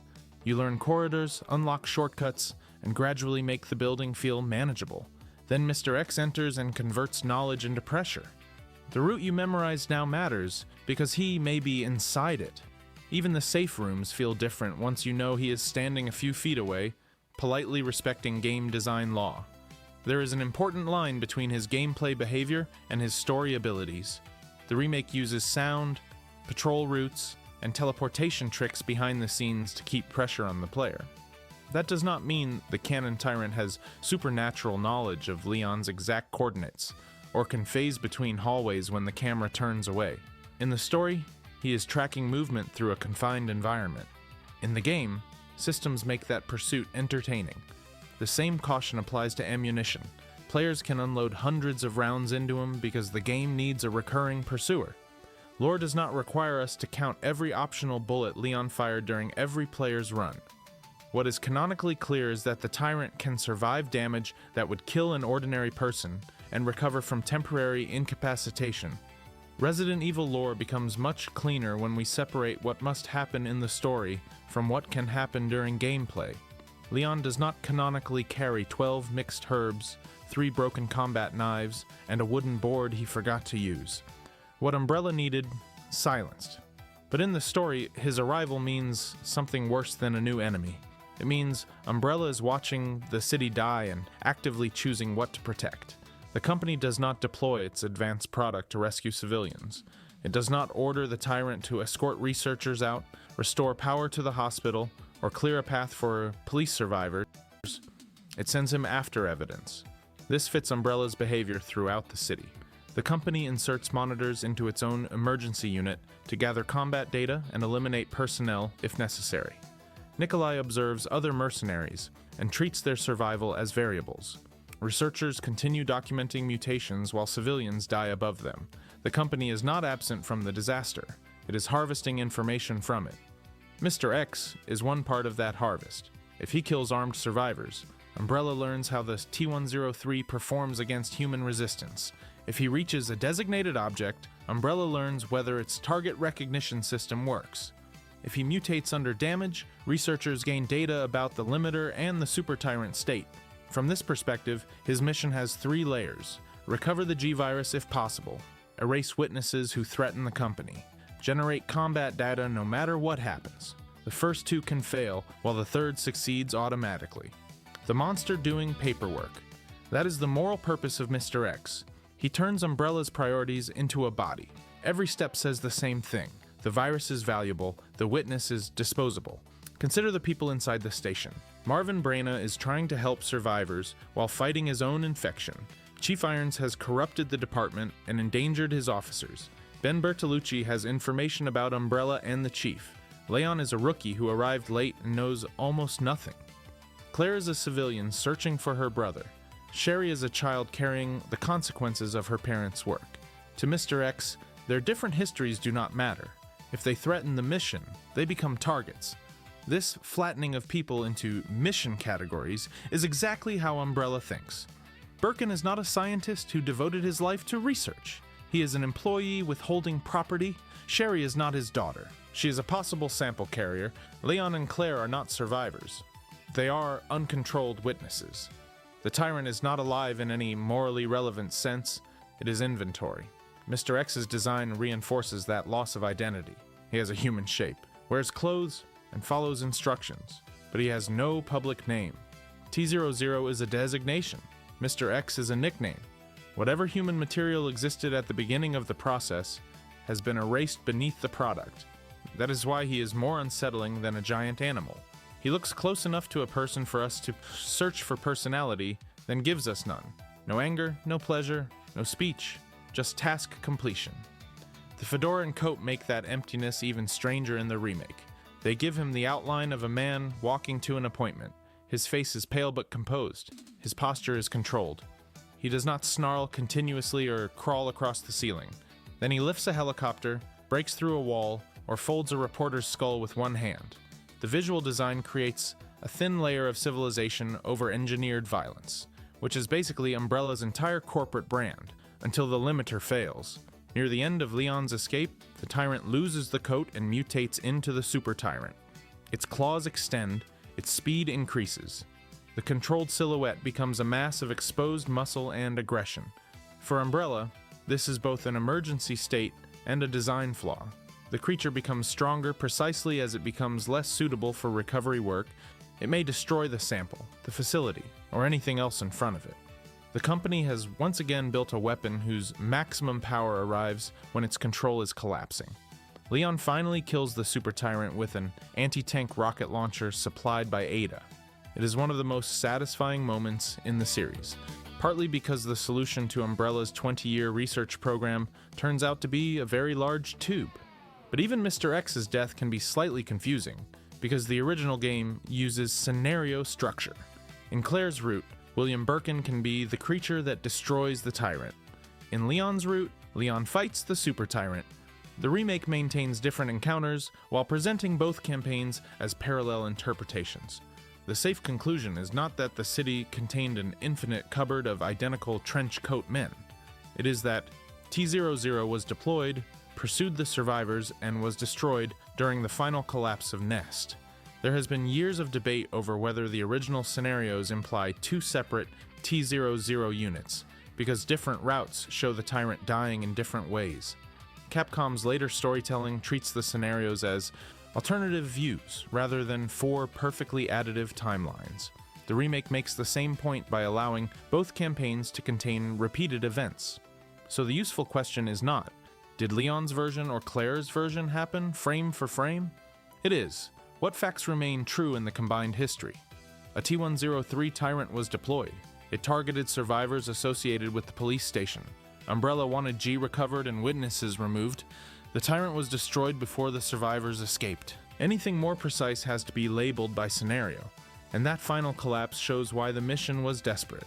By September 29th, Umbrella no longer controls events. Birkin is mutating beyond prediction. The laboratory self-destruct sequence is activated. Federal forces are closing around the city. Evidence exists in too many places. Hunk may have recovered a sample, but Leon, Claire, Sherry, and Ada all move through the same conflict. Mr. X's Umbrella attempting to impose a simple order on a disaster created by decades of secret decisions. It does not work. Leon and Claire escape. Sherry survives with traces of G in her body. Ada survives with access to a sample in the broader canon. Documents and testimony leave the city. Jill Valentine escapes separately. Umbrella can destroy facilities and intimidate officials, but it cannot make every witness disappear. The United States government later destroys Raccoon City with a missile strike, officially containing the infection at an unimaginable human cost. Umbrella loses the city, its laboratory, many personnel, and eventually its public legitimacy. So is Mr. X's mission a failure? Operationally, yes. He does not eliminate the central survivors. He does not carry the decisive sample out of the city. He is destroyed before the cleanup is complete. But as a weapons test, the result is more complicated. He successfully enters an infected urban environment, tracks targets through complex structures, survives enormous damage, and repeatedly forces trained or capable survivors to retreat. The T-103 platform proves terrifyingly effective. That is the grim thing about Umbrella. A mission can fail and still generate useful data. The company treats catastrophe as research material. A dead team means somebody can study the creature that killed it. A destroyed tyrant means engineers can inspect the limits. A city full of victims becomes a field trial. Even the name Mr. X accidentally fits that mentality. He is an unknown variable released into Raccoon City to see what happens. Fans sometimes ask why he keeps chasing Leon when Leon does not obviously possess the G-Virus. The answer is that recovery is only one part of the assignment. Leon is a survivor inside a compromised police station, moving toward Umbrella's underground laboratory. The longer he survives, the more he learns. By the time he reaches Nest, he has become exactly the kind of witness Umbrella wants removed.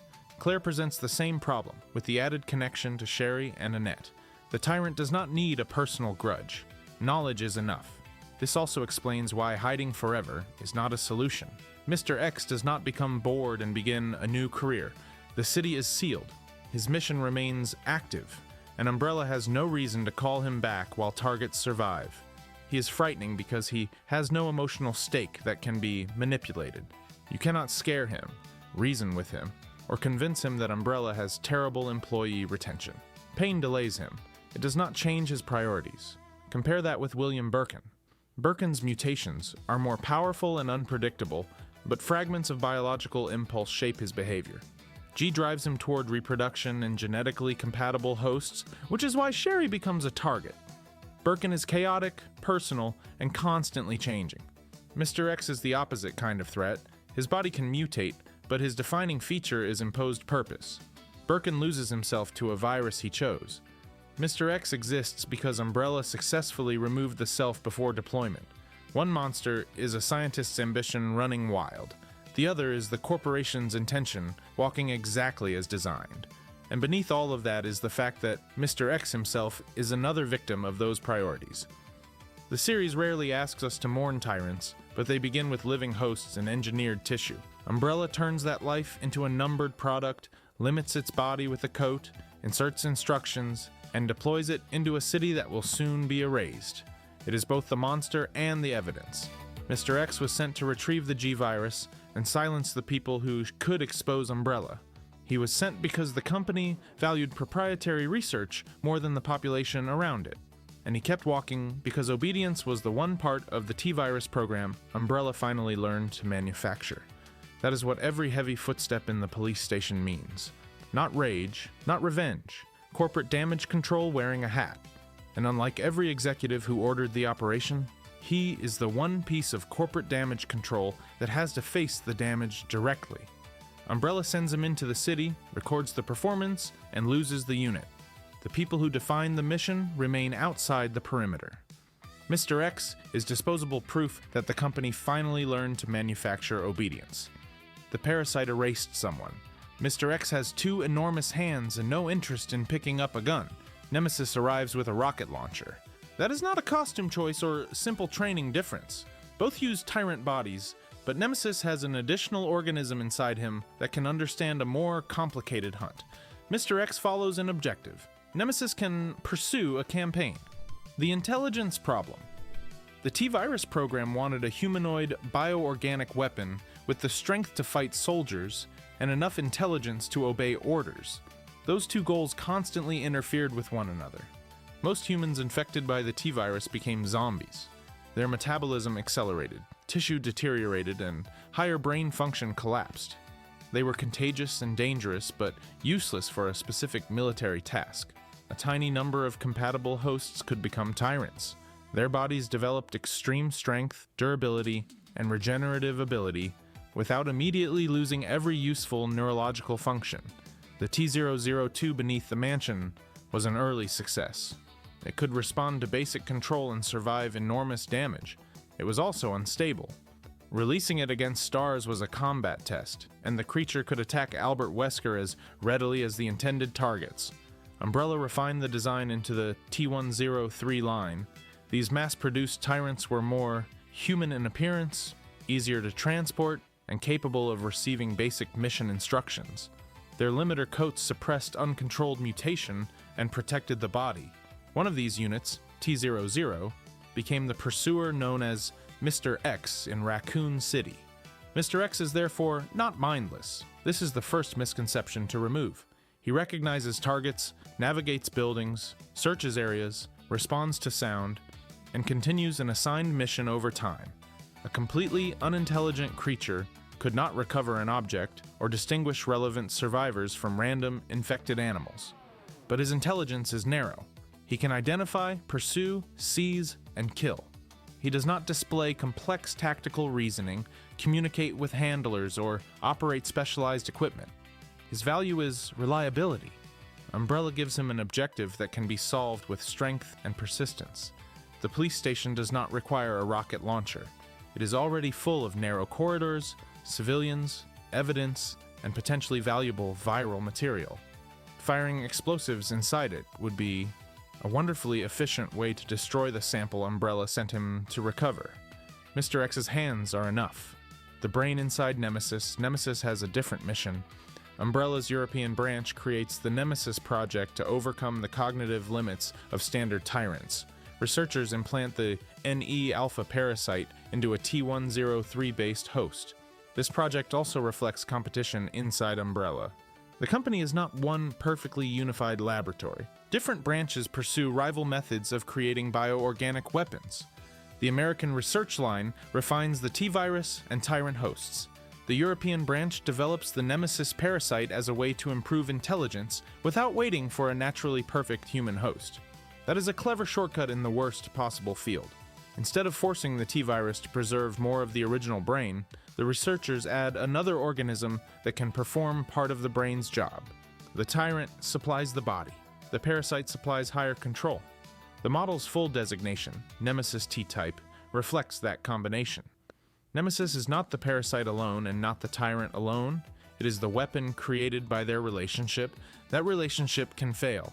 A parasite introduced into a host may be rejected, kill the subject, or take over too aggressively.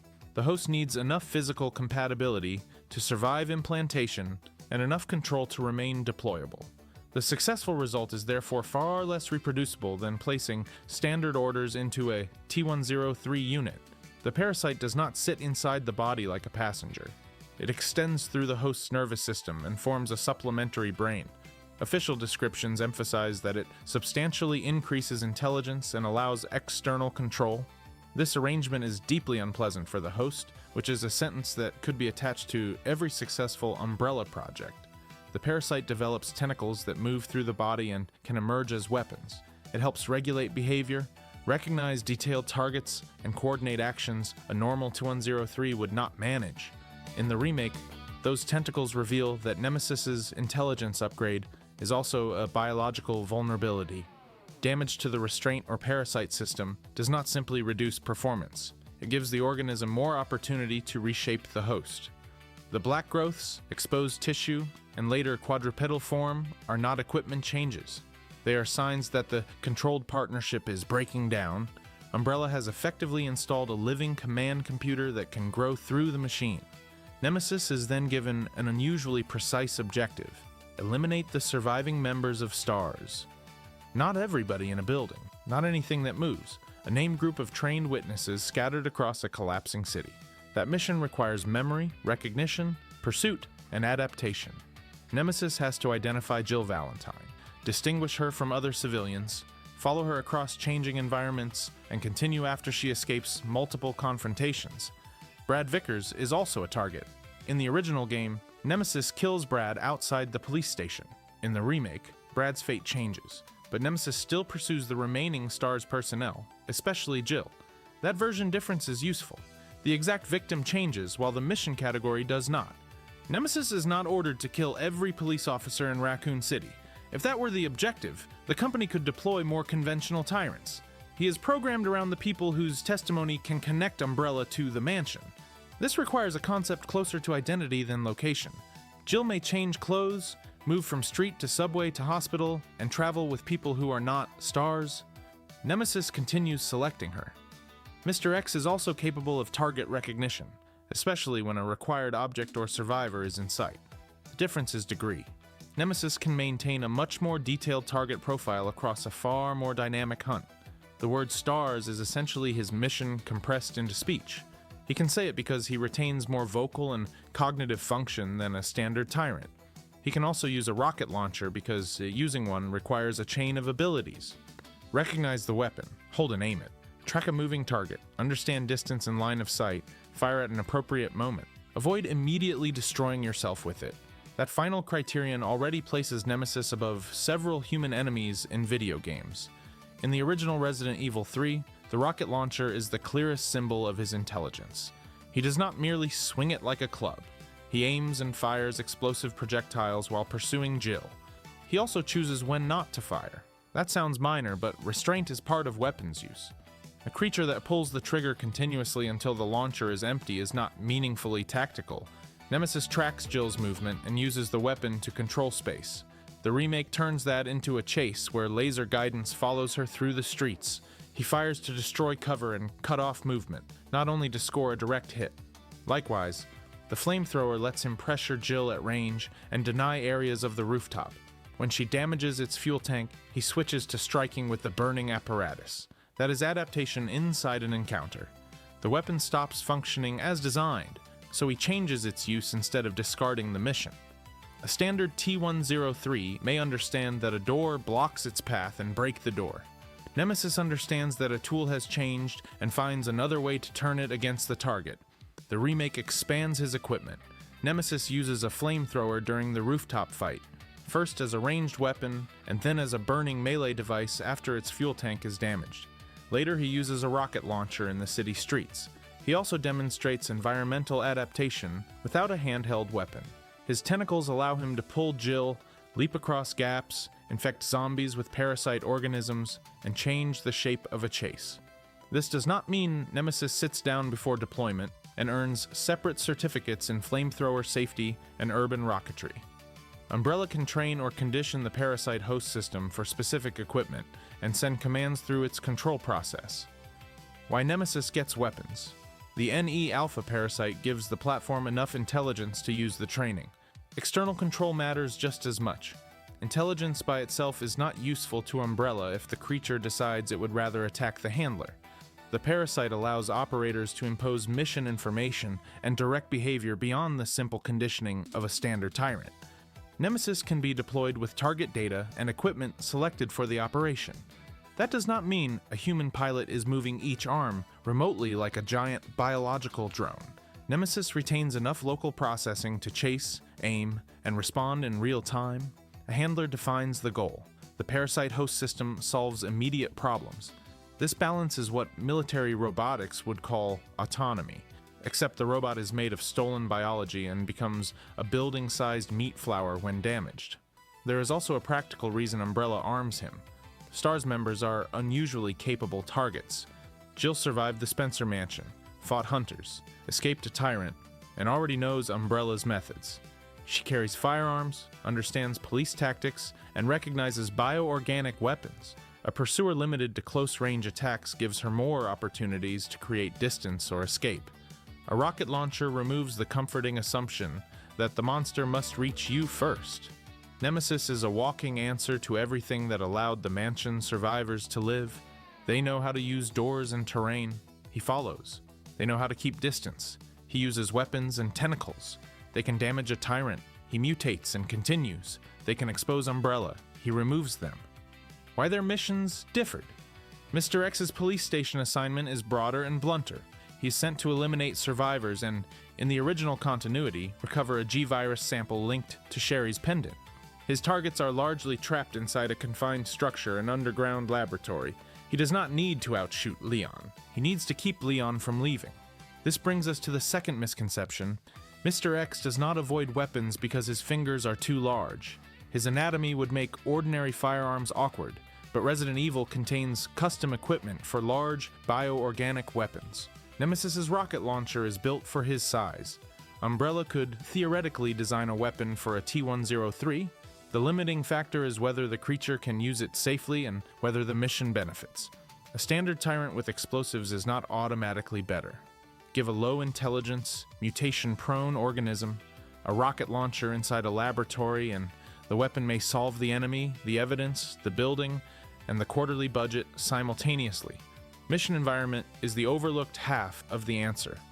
Mr. X enters the Raccoon Police Department, an enclosed stone building containing tight corridors, underground passages, civilians, and documents. His original recovery objective may depend on retrieving a very small sample. Explosives create risk without solving a problem his body cannot already solve. He can tear through walls, lift wreckage, crush doors, and kill at close range. His durability lets him absorb defensive fire while approaching. A firearm would add ammunition dependence and another object that can be lost or damaged. Nemesis operates across open streets, rooftops, rail infrastructure, and larger industrial spaces. Jill can create distance and use the city to escape. Ranged weapons close that gap. The equipment matches the geometry. If the assignments were reversed, Umbrella might arm the platform differently. The absence of a gun is not a universal rule that every T-103 is physically prohibited from touching one. It is a combination of cognitive limits, safe control, and mission needs. Control determines utility. When intelligence breaks down, this is why the limiter coat matters for both creatures. It is not simply armor. It restrains mutation and helps preserve the humanoid operating state. When Mr. X loses that restraint and suffers severe damage, he becomes the super tyrant. His claws grow, his speed increases, and he relies even more heavily on direct aggression. He becomes physically more dangerous while becoming less suitable for a careful recovery mission. Nemesis follows the same broad pattern on a larger scale. Early in the operation, he can use tools, obey a specific objective, and pursue strategically. As Jill damages him and the parasite-host relationship destabilizes, he mutates into increasingly animalistic forms. By his final form, Nobody is handing him another rocket launcher. He has become an enormous mass that attacks through raw force and acidic secretions. The intelligence that defined the project is being buried beneath the mutation that keeps him alive. Again, Umbrella's best weapons become strongest when they stop being useful. There is a reason this keeps happening. The T-virus and related organisms respond to damage through regeneration and mutation. A stable humanoid body can follow commands and use equipment. A radically mutated body can survive, but the nervous system, anatomy, and behavior change with it. Umbrella wants both maximum adaptability and perfect predictability. Biology refuses to provide both. The difference between Nemesis and Mr. X is therefore not simply boss difficulty. It is two answers to the same engineering problem. The Tyrant Umbrella could copy. Mr. X represents a successful production tyrant. He is comparatively stable, repeatable, and capable of basic orders. Umbrella deploys several T-103 units in Raccoon City, proving the company can manufacture them as a class. Nemesis represents an experimental command upgrade.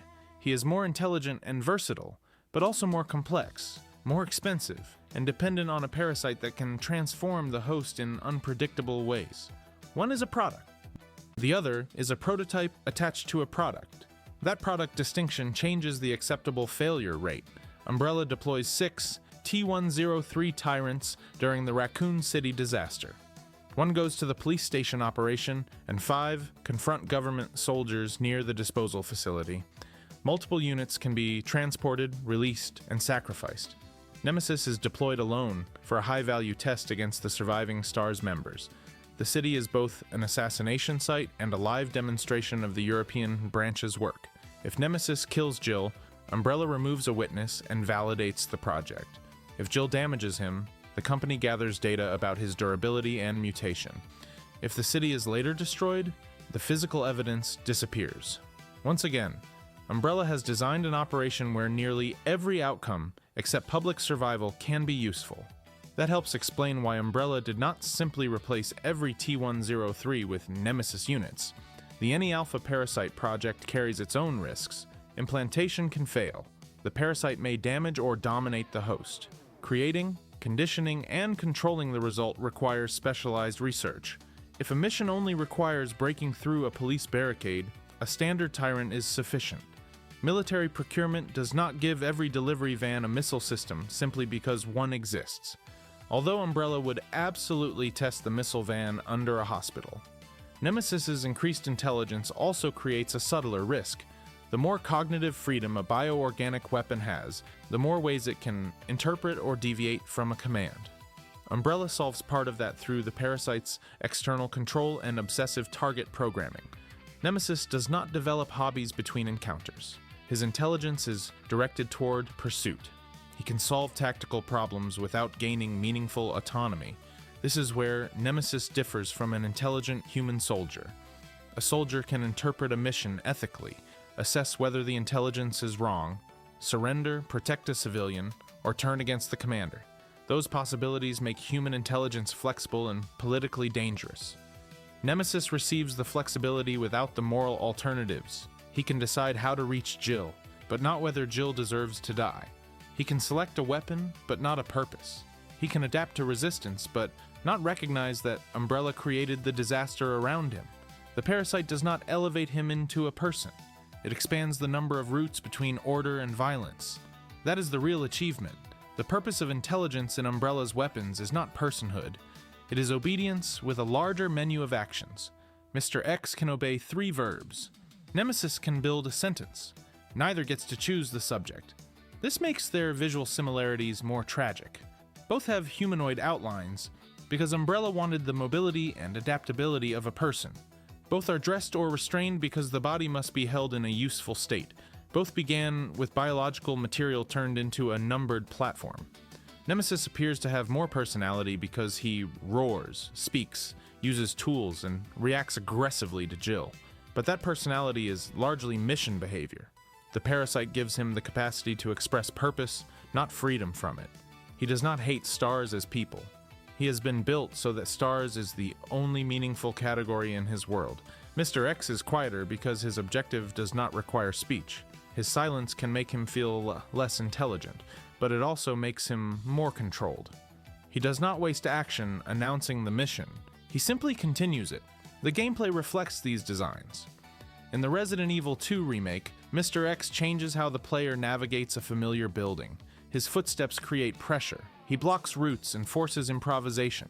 The fear comes from persistence. In Resident Evil 3, Nemesis changes the rules of each encounter. He closes distance suddenly, uses tentacles, interrupts routes, carries different weapons, and mutates through stage confrontations. The fear comes from escalation. The original game makes that escalation less predictable by allowing Nemesis to appear in different areas and sometimes giving the player a choice to fight or flee. He can follow through doors, which was startling in a series where doors often functioned as loading screens and emotional support. The remake makes his large encounters more scripted, but gives him a wider moveset. Fans debate which version is the more effective pursuer, but both versions express the same lore function. Nemesis can do more than a standard tyrant because the parasite lets him process more. Mr. X's remake behavior became more dynamic than his original appearance too. He patrols, follows sound, and intrudes into rooms in a way the 1998 version could not. That gameplay upgrade does not turn him into Nemesis. His actions remain within the standard tyrant's simpler mission profile. Those are game design choices, but they are supported by lore. Mr. X is the reliable pursuer. Nemesis is the adaptive hunter. There is also an important continuity caution. In the original Resident Evil 3, Nemesis uses the rocket launcher and tentacles. The remake adds the flamethrower and restructures his mutations. We can compare the versions without pretending every encounter occurs identically in one timeline. The core explanation remains unchanged, because Capcom's own descriptions center the NE Alpha parasite and the intelligence it provides. The parasite creates a supplementary brain. It allows external control. It enables complex weapons. That is the canonical bridge between tyrant strength and human-like tactics. So could Mr. X learn to use a weapon if Umbrella modified him? Possibly. The T-103 body is the foundation Nemesis uses. With a parasite, neural implant, specialized conditioning, or different control system, another unit could theoretically operate equipment. But at that point, it is no longer the same standard Mr. X platform. The modification is the explanation. Without it, handing him a rocket launcher would be less like arming a soldier and more like leaving power tools near a bear. The bear may produce results. The after-action report will lack focus. The most revealing comparison comes at the end of both creatures' missions. Mr. X fails to eliminate Leon and Claire. He mutates after losing the coat and is destroyed with an anti-tank rocket launcher. Nemesis fails to eliminate Jill. He is repeatedly damaged, infected by further mutation, dissolved, rebuilt into a massive final form, and destroyed by an experimental rail weapon. Umbrella gives Nemesis a rocket launcher. Jill eventually responds with a gun that requires its own power station. Escalation remains undefeated. In both cases, the biological weapon performs impressively until a survivor pushes it beyond the controlled state. Once mutation takes over, the mission narrows from complete the objective to kill what is in front of you. The creature survives longer. The weapon fails harder. That is the line Umbrella never manages to control. A living weapon can heal, adapt, and keep fighting after a machine breaks. But a living system has drives, thresholds, and transformations. Every adaptation may rewrite the instructions. The real difference. Mr. X uses no weapons, because Umbrella does not need and cannot safely rely on that complexity in his standard model and assignment. Nemesis uses weapons because the E1E Alpha parasite gives him the intelligence, motor control, target recognition, and external command structure to operate them. His STARS assassination mission benefits from ranged and adaptive tactics. The answer is not that Nemesis has hands and Mr. X has fists. It is that Nemesis has another brain.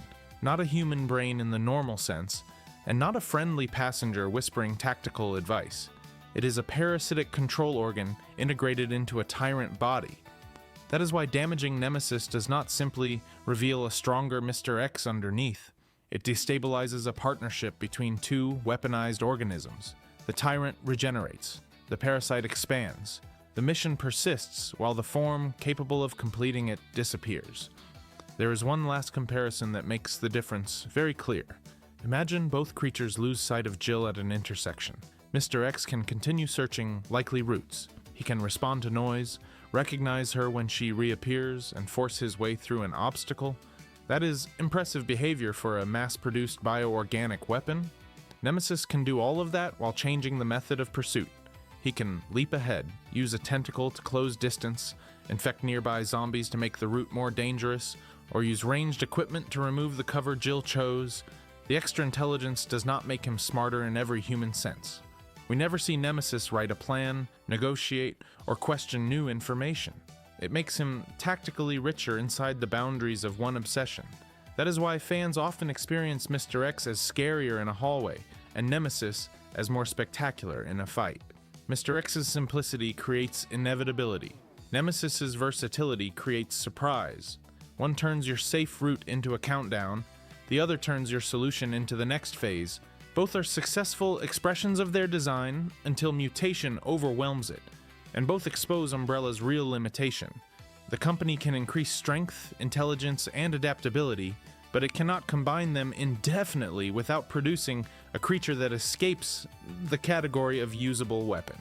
Mr. X remains useful because his choices are limited. Nemesis receives more choices because the mission demands them. When his body finally gives him too many biological choices, he stops using tools and becomes one. So the next time Mr. X walks past a dropped shotgun without picking it up, it is not because he forgot the controls. Umbrella decided the most reliable weapon in his hands was Mr. X himself. Nemesis is what happens when the company decides reliability is no longer enough. It adds intelligence, equipment, and a narrower target list, then spends the rest of the operation watching those advantages dissolve into mutation. The rocket launcher is not proof Nemesis has become human. It is proof Umbrella has learned how much humanity a weapon needs before the ability to choose becomes inconvenient. Mr. X stops below that line. Nemesis is built to stand exactly on it. And the most disturbing part is what Umbrella does with that brain. It does not give the creature a self. It gives the company a smarter trigger. The dead kept memories. Ethan Winters dies near the beginning of Resident Evil 7. Then he wakes up, escapes the Baker estate, and spends 2 games treating dismemberment like an inconvenience. The mold explains his body, but its stranger ability is memory. It can record minds, preserve the dead, and rebuild people from stored information, which means Resident Evil may have invented an afterlife with a fungal terms of service agreement. What Miranda found underground. The factual answer starts with the distinction the games do not always make easy. The mold in Louisiana and the megamycete in Eastern Europe are related, but they are not exactly the same organism operating at the same scale. Mother Miranda discovers the megamycete beneath the village after the Spanish flu kills her daughter Ava. Overcome with grief, she enters a cave intending to die and comes into contact with the enormous fungal root. The organism infects her. It gives her regenerative abilities, extended life, and control over her biology. More importantly, Miranda discovers that the megamycete absorbs and preserves information from organisms within its reach. She believes Ava's consciousness exists inside it. That belief becomes the purpose of Miranda's life. She studies the organism, develops the Cadou parasite, experiments on villagers, and searches for a host capable of receiving Ava's stored consciousness. The 4 village lords are not adopted children in any healthy sense. They are failed vessel candidates. Alcina Dimitrescu gains regeneration, but needs blood to control her condition. Carl Heisenberg can manipulate magnetic fields, but hates Miranda. Salvatore Moreau mutates severely. Donna Beneviento develops hallucinatory control through infected plants and dolls. Miranda evaluates each one according to a single question. Can this body become Ava? The answer is no. Then she learns about Rose Winters. Rose is the child of Ethan and Mia. Ethan's body is entirely composed of mold by this point, and Mia has survived prolonged infection by Eveline's E-Series organism. Rose is born with an extraordinary connection to the fungal network and abilities beyond Miranda's other subjects. Miranda decides Rose is the ideal vessel. This is where the memory storage concept stops being background lore and becomes the central plot of Village. Miranda does not merely want to imitate Eva's appearance. She believes the megamycete can transfer Eva's consciousness into Rose's body. The plan depends on memory being biological material. To see how that works, we need to go back to Eveline, the child built to infect. The Connections, a criminal organization developing biological weapons, obtained fungal material and knowledge connected to Miranda's research. Using that lineage, it created an E-series weapon designed to infiltrate a target population. Eveline appears to be a child, but she is a bioorganic weapon engineered to infect people with mold and establish control over them. Her desire for a family is partly emotional conditioning, created to support that role. Unlike a tyrant, Eveline does not need to smash through a military base. She can enter as a vulnerable girl, infect people, alter their perceptions, and make them protect her. The mold grows through a host's body and nervous system. Infection reports in Resident Evil 7 explain that affected brains become tuned to the E-series asset. Victims experience hallucinations, hear Eveline's voice, and gradually lose their sense of self as her influence increases. This is not simple telepathy. The infected people are connected through a shared biological medium. Eveline can send information into that medium. She can make Jack and Marguerite Baker perceive her as family. She can pressure Mia to obey. She can appear as a child even when her physical body has aged into an old woman. She can use hallucinations to distort what victims see, and the network can preserve information moving the other way. The moment Ethan actually died, Jack Baker provides one of the first clues. After Ethan defeats his mutated form, Ethan later experiences a calm vision of Jack inside a bright room. Now, this Jack is not the violent father chasing him through walls. He speaks clearly, explains that Eveline took control of the family, and asks Ethan to free them. The scene implies that Jack's original consciousness still exists somewhere within the mold network, separated from the behavior Eveline imposes on his body, where the dead are stored. Resident Evil Village confirms the larger mechanism. Near the end, Eveline tells Ethan the truth. Jack killed him in the guest house. The mold infected his corpse and reconstructed it so completely that Ethan believed he was still an ordinary human. He retains his memories, personality, love for Mia, and ability to make terrible decisions around suspicious houses. If the rebuilt Ethan were only a mindless copy, the games never draw a clean line. From his own perspective, continuity is uninterrupted. He loses consciousness, wakes, and continues living. The mold has preserved the information that makes Ethan Ethan while replacing the biological structure carrying it. That is more than healing. Ordinary regeneration repairs damaged tissue according to a genetic template. Mold reconstruction appears capable of restoring memory and identity as part of the template. Ethan's durability throughout both games follows from that body. He can reattach severed limbs, because the mold reconnects and rebuilds tissue. He survives injuries that should cause shock, infection, or blood loss. He uses first aid medicine as a trigger or aid for regeneration, not as a magical adhesive that turns human wrists into detachable accessories, but he still has limits. Lady Dimitrescu's attacks, Heisenberg's machinery, and Miranda's assault inflict accumulated damage. By the end of Village, Ethan's body begins crystallizing and breaking apart. The mold can preserve and repair him only while enough viable structure and energy remain. His final sacrifice destroys his active body near the Megamycete. His consciousness does not completely disappear. Years later, Shadows of Rose sends Rose into the Megamycete's stored realm. There she encounters a version of Ethan who protects her, guides her, and behaves consistently with the father who died. The downloadable story includes laboratory files that explain the mechanism more directly than the main games. The Megamycete absorbs the memories of living things within its reach. Consciousnesses of the dead can remain preserved. People connected to the mold network can access a realm built from that stored information. But the realm is not a perfect replay of physical reality. Its environments are assembled from memory. Places can be incomplete, symbolic, or reorganized. Entities may be reconstructions. Time and distance do not behave normally. Only consciousnesses with sufficient affinity can preserve a stable sense of self. The file on recreation and manipulation of memory adds an even darker limitation. Stored consciousness can become diffuse, diluted, or mixed over time. Reassembling a person may produce flaws. So the Megamycete is not a flawless hard drive. It is a living archive where files can blend together, corrupt, and rewrite the folder structure while you are inside it. This is the weakness Miranda refuses to accept. She assumes that Because Eva's memories are preserved, Eva can be restored exactly. But preserving information and restoring a person are not necessarily the same act. If the network reconstructs Eva and Rose's body, several questions remain. Would the result be the original Eva's continuous consciousness? Would it be a copy built from her memories? Would Rose's own mind be erased, merged, or trapped beside it? Would a consciousness stored for a century remain complete?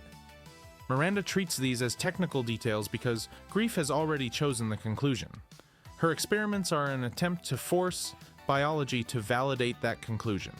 The ceremony involving Rose appears to fail, and then partially succeed in a way Miranda did not expect. Rose is divided into crystallized flasks and later restored. Miranda attempts to use her as Eva's vessel, but Rose's power exceeds Miranda's control. Eva does not return.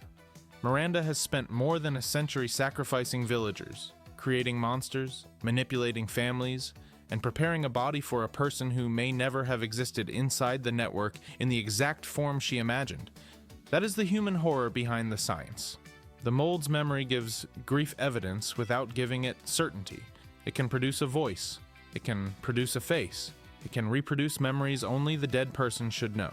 It still cannot answer whether bringing that information into a new body restores the life that was lost. Resident Evil wisely leaves some of that ambiguous. The games treat stored consciousness as real enough to communicate and influence events. Ethan inside the Megamai seat is not dismissed as a meaningless illusion. Eveline retains awareness after physical death. Miranda's consciousness persists in the stored realm and tries to manipulate Rose. At the same time, Shadows of Rose warns us that the realm is shaped by memory and that reconstruction is imperfect. Is it really still you? The safest conclusion is that the mold preserves a biologically encoded pattern of consciousness. That pattern can remain self-aware under the right conditions, interact with connected minds, and sometimes be embodied again. Whether philosophy grants it the original person's identity is a question the laboratory files cannot settle. Resident Evil has not proven a supernatural soul. It has created a biological system that makes the distinction between soul and data extremely uncomfortable. Eveline's role demonstrates another consequence of that system. She does not only control living infected hosts, she persists inside the network after Ethan destroys her physical body in Louisiana. When she appears to Ethan in Village, she knows what happened to him. She identifies his mold body and takes satisfaction in revealing it. This may be a stored Eveline consciousness speaking through the network, a manifestation assembled from Ethan's connection, or both. In a system where memories are shared, biological information, the difference is not clean. Ethan's ignorance is itself remarkable.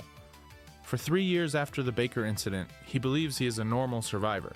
He and Mia build a life under government protection. They have Rose. Chris Redfield's organization monitors them. Nobody clearly tells Ethan that his entire body has been replaced. He can pour medicine over impossible wounds and still accepts that perhaps the pharmaceutical industry has improved. Part of this is Resident Evil logic. Part of it is the mold reproducing normal sensation and self-perception so convincingly that Ethan has no internal reason to doubt it. He eats, sleeps, feels pain, loves his family, and experiences fear.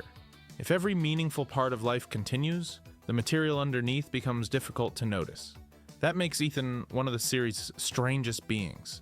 He is not a human, carrying an infection in the ordinary sense. He is a person whose consciousness remains continuous through a fungal reconstruction. And Rose may represent the next stage. She is born, not merely infected later. Her connection to the mold is part of her development. She can interact with the Megamycetes realm, resist other consciousnesses, absorb or suppress powers, and manifest abilities Miranda never achieved. Where Eveline was engineered to control a network, and Miranda tried to dominate it through research, Rose belongs to it without being entirely owned by it. That is why the government remains interested in her. A person who can access the archive may carry information from the dead, neutralize mold organisms, or become a biological weapon more powerful than Eveline. Rose wants none of that. She wants to stop being treated as a freak and understand the father she never knew. Inside the Megamycete, the network gives her the one thing no government program can: time with Ethan. Their meeting is emotionally real even if his body is not physical. That is the mold's gift and threat in one scene. It allows love to survive as information. It also ensures the dead may never be completely beyond reach. For Miranda, that possibility justifies possession. For Eveline, connection justifies forcing people into a family. For the connections, shared consciousness becomes a military control system. Every antagonist looks at the same network and sees a way to own somebody. Ethan uses it differently. He protects Rose without asking to inhabit her, replace her, or keep her inside the realm. He accepts his own death so she can return to her life. That is why his preserved consciousness feels like Ethan, rather than a monster wearing his memories. The data reproduces the choice that defined him. The mold remembers bodies, but character is revealed by what the remembered person does. So how does it remember the dead? Before the final answer, there are 4 boundaries that keep this lore from turning into magic with mushrooms. The first is that infection happens in stages. Early exposure can improve healing and create a mental link before the victim understands what is happening. As fungal cells replace more tissue, Eveline gains greater influence. Hallucinations intensify. Violent behavior and physical mutation follow. At the most advanced stage, a host can lose independent identity almost completely. The Baker family shows several positions along that progression. Jack regenerates from enormous damage and becomes violently devoted to keeping Ethan inside the family. Marguerite controls insects and mutates into a reproductive fungal form. Zoe remains infected but resists enough to seek a cure. Mia shifts between periods of control and periods where her own personality returns. Lucas appears unusually independent because the connections secretly give him a treatment that limits Eveline's control. He was deeply dangerous before infection and chooses to cooperate with the organization, which means not every terrible thing at the Baker estate can be blamed on the girl downstairs. Dose, treatment, distance, biology, and individual resistance affect how much self remains accessible. That matters because the network is not simply copying a brain at the instant of death. Jack's calm consciousness appears separately from the violent behavior Eveline imposes on his body. The mold preserves an underlying pattern while control changes what that pattern can do through infected tissue. The Bright Room scene in a Resident Evil 7 establishes the language that Shadows of Rose later expands. Connected minds can meet in a mental environment. At first, the scene could be dismissed as Ethan hallucinating a conversation. Later games make preserved consciousness the stronger explanation. The series moves from images to voices to an explorable world assembled from accumulated memory. The second boundary is that the Louisiana mold and the village megamycete should not be treated as one giant wireless router with global coverage. They share a research lineage. The connections obtained fungal material and Eva's genetic information through Miranda. Eveline's E-Series was developed from that work, but the E-Series weapon is engineered for infiltration and control, while the megamycete is an ancient root organism capable of absorbing vast amounts of information in one region. Eveline creates a local network through infected hosts. The megamycete functions as a much larger archive. They demonstrate related principles at different scales, and the games never say every patch of black mold on Earth contains every dead character's memories. The third boundary is that the stored realm is not an objective recording. The files in Shadows of Rose describe memories of the dead remaining within the megamycete and contaminated people connecting to it. They also warn that the realm does not strictly reflect physical reality. Rose enters replicas of Castle Dimitrescu and other places without traveling to them. Rooms are reorganized, figures have obscured faces. Mannequins and masked enemies behave like symbolic fragments. Fear and memory are turned into architecture. It is less like watching security footage and more like entering a dream built from evidence. An entity inside that realm may be a preserved consciousness, a reconstruction from stored memories. The visitors fear using familiar imagery, or several of those things mixed together. The archive does not put a helpful label above each apparition. One research file warns that consciousnesses can become diffuse, diluted, or mixed over time. Recreating a person from those fragments may introduce errors. Strong identities can remain coherent, while other information dissolves into the larger network. This explains why the mold can produce something emotionally convincing without guaranteeing perfect restoration. The fourth boundary is the difference between continuity and copying. Ethan's initial reconstruction resembles gradual replacement. Jack kills him, mold colonizes the body, and Ethan wakes with no experience of a second self being created. His active consciousness appears to continue while fungal material replaces the damaged biology. That is philosophically different from taking a dead person's stored memories years later and installing them into a new body. Miranda assumes both processes can lead to the same result. If Eva's memories exist in the megamycete, she believes a suitable vessel will restore Eva. But imagine the ceremony works exactly as planned. The new person looks like Eva, remembers Miranda, and says she is Eva. Is that Eva continuing after a century, or a new consciousness built from Eva's information? From Miranda's perspective, the distinction disappears the moment the child calls her mother. From Rose's perspective, it is the difference between survival and erasure. That is why Miranda cannot ethically prove her theory. Any result that resembles Eva will satisfy the person running the experiment. Rose's existing identity is treated as interference inside a vessel. Miranda is not designing a test that can disprove her hope. She is designing a body that cannot refuse the conclusion. When Rose entered the archive, Shadows of Rose gives us stronger evidence the stored patterns can act, not merely replay. Miranda's preserved consciousness recognizes Rose, pursues goals, and adapts. Ethan's stored consciousness responds to his daughter, hides his identity, gives advice, and sacrifices himself again. Eveline speaks with knowledge of Ethan's condition after her physical body is gone. These are not ordinary recordings. At minimum, the network can run a conscious pattern interactively. Whether that pattern possesses a supernatural soul is outside what the games establish.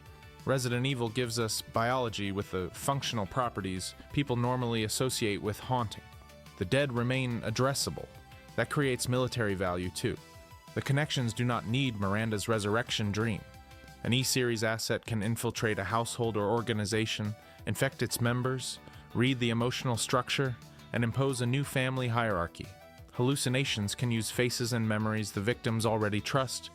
Traditional bioorganic weapons announce themselves by entering through a wall. Eveline can make the people inside unlock the door for her. Her control is never perfect. Jack's original self can persist. Zoe can resist. Mia can recover. But even imperfect access to memory makes manipulation more precise. The target supplies the fear. The mold supplies the image.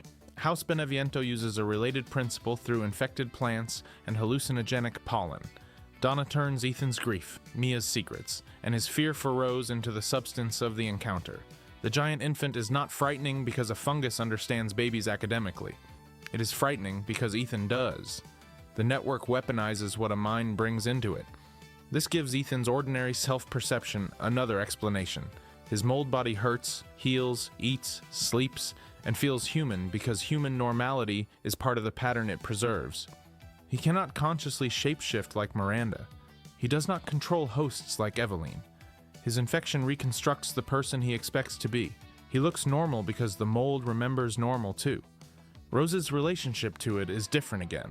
She is born from parents altered by mold, not merely infected during one attack. Her abilities develop as part of her body. She can enter the archive, resist other consciousnesses, manipulate mold structures, and retain herself against Miranda. Yet Rose initially wants those abilities removed. She has grown up being treated as dangerous, strange, or useful. A promised purifying crystal appeals to the most ordinary desire she has: stop being somebody else's biological question. Inside the archive, she discovers that removing the power is another manipulation. Miranda wants her abilities and her body. The megamycete preserves predators as readily as it preserves parents. Memory is not moral. It stores the person willing to die for Rose and the person willing to erase Rose to recover somebody else.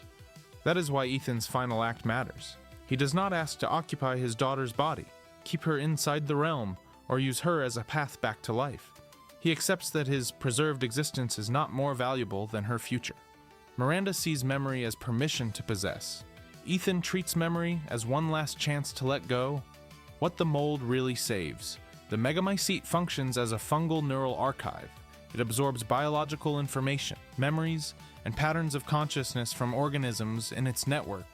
Related mold can connect infected brains, transmit hallucinations and commands, rebuild damaged hosts, and preserve minds after physical death. Those memories can generate environments and people inside a shared mental realm.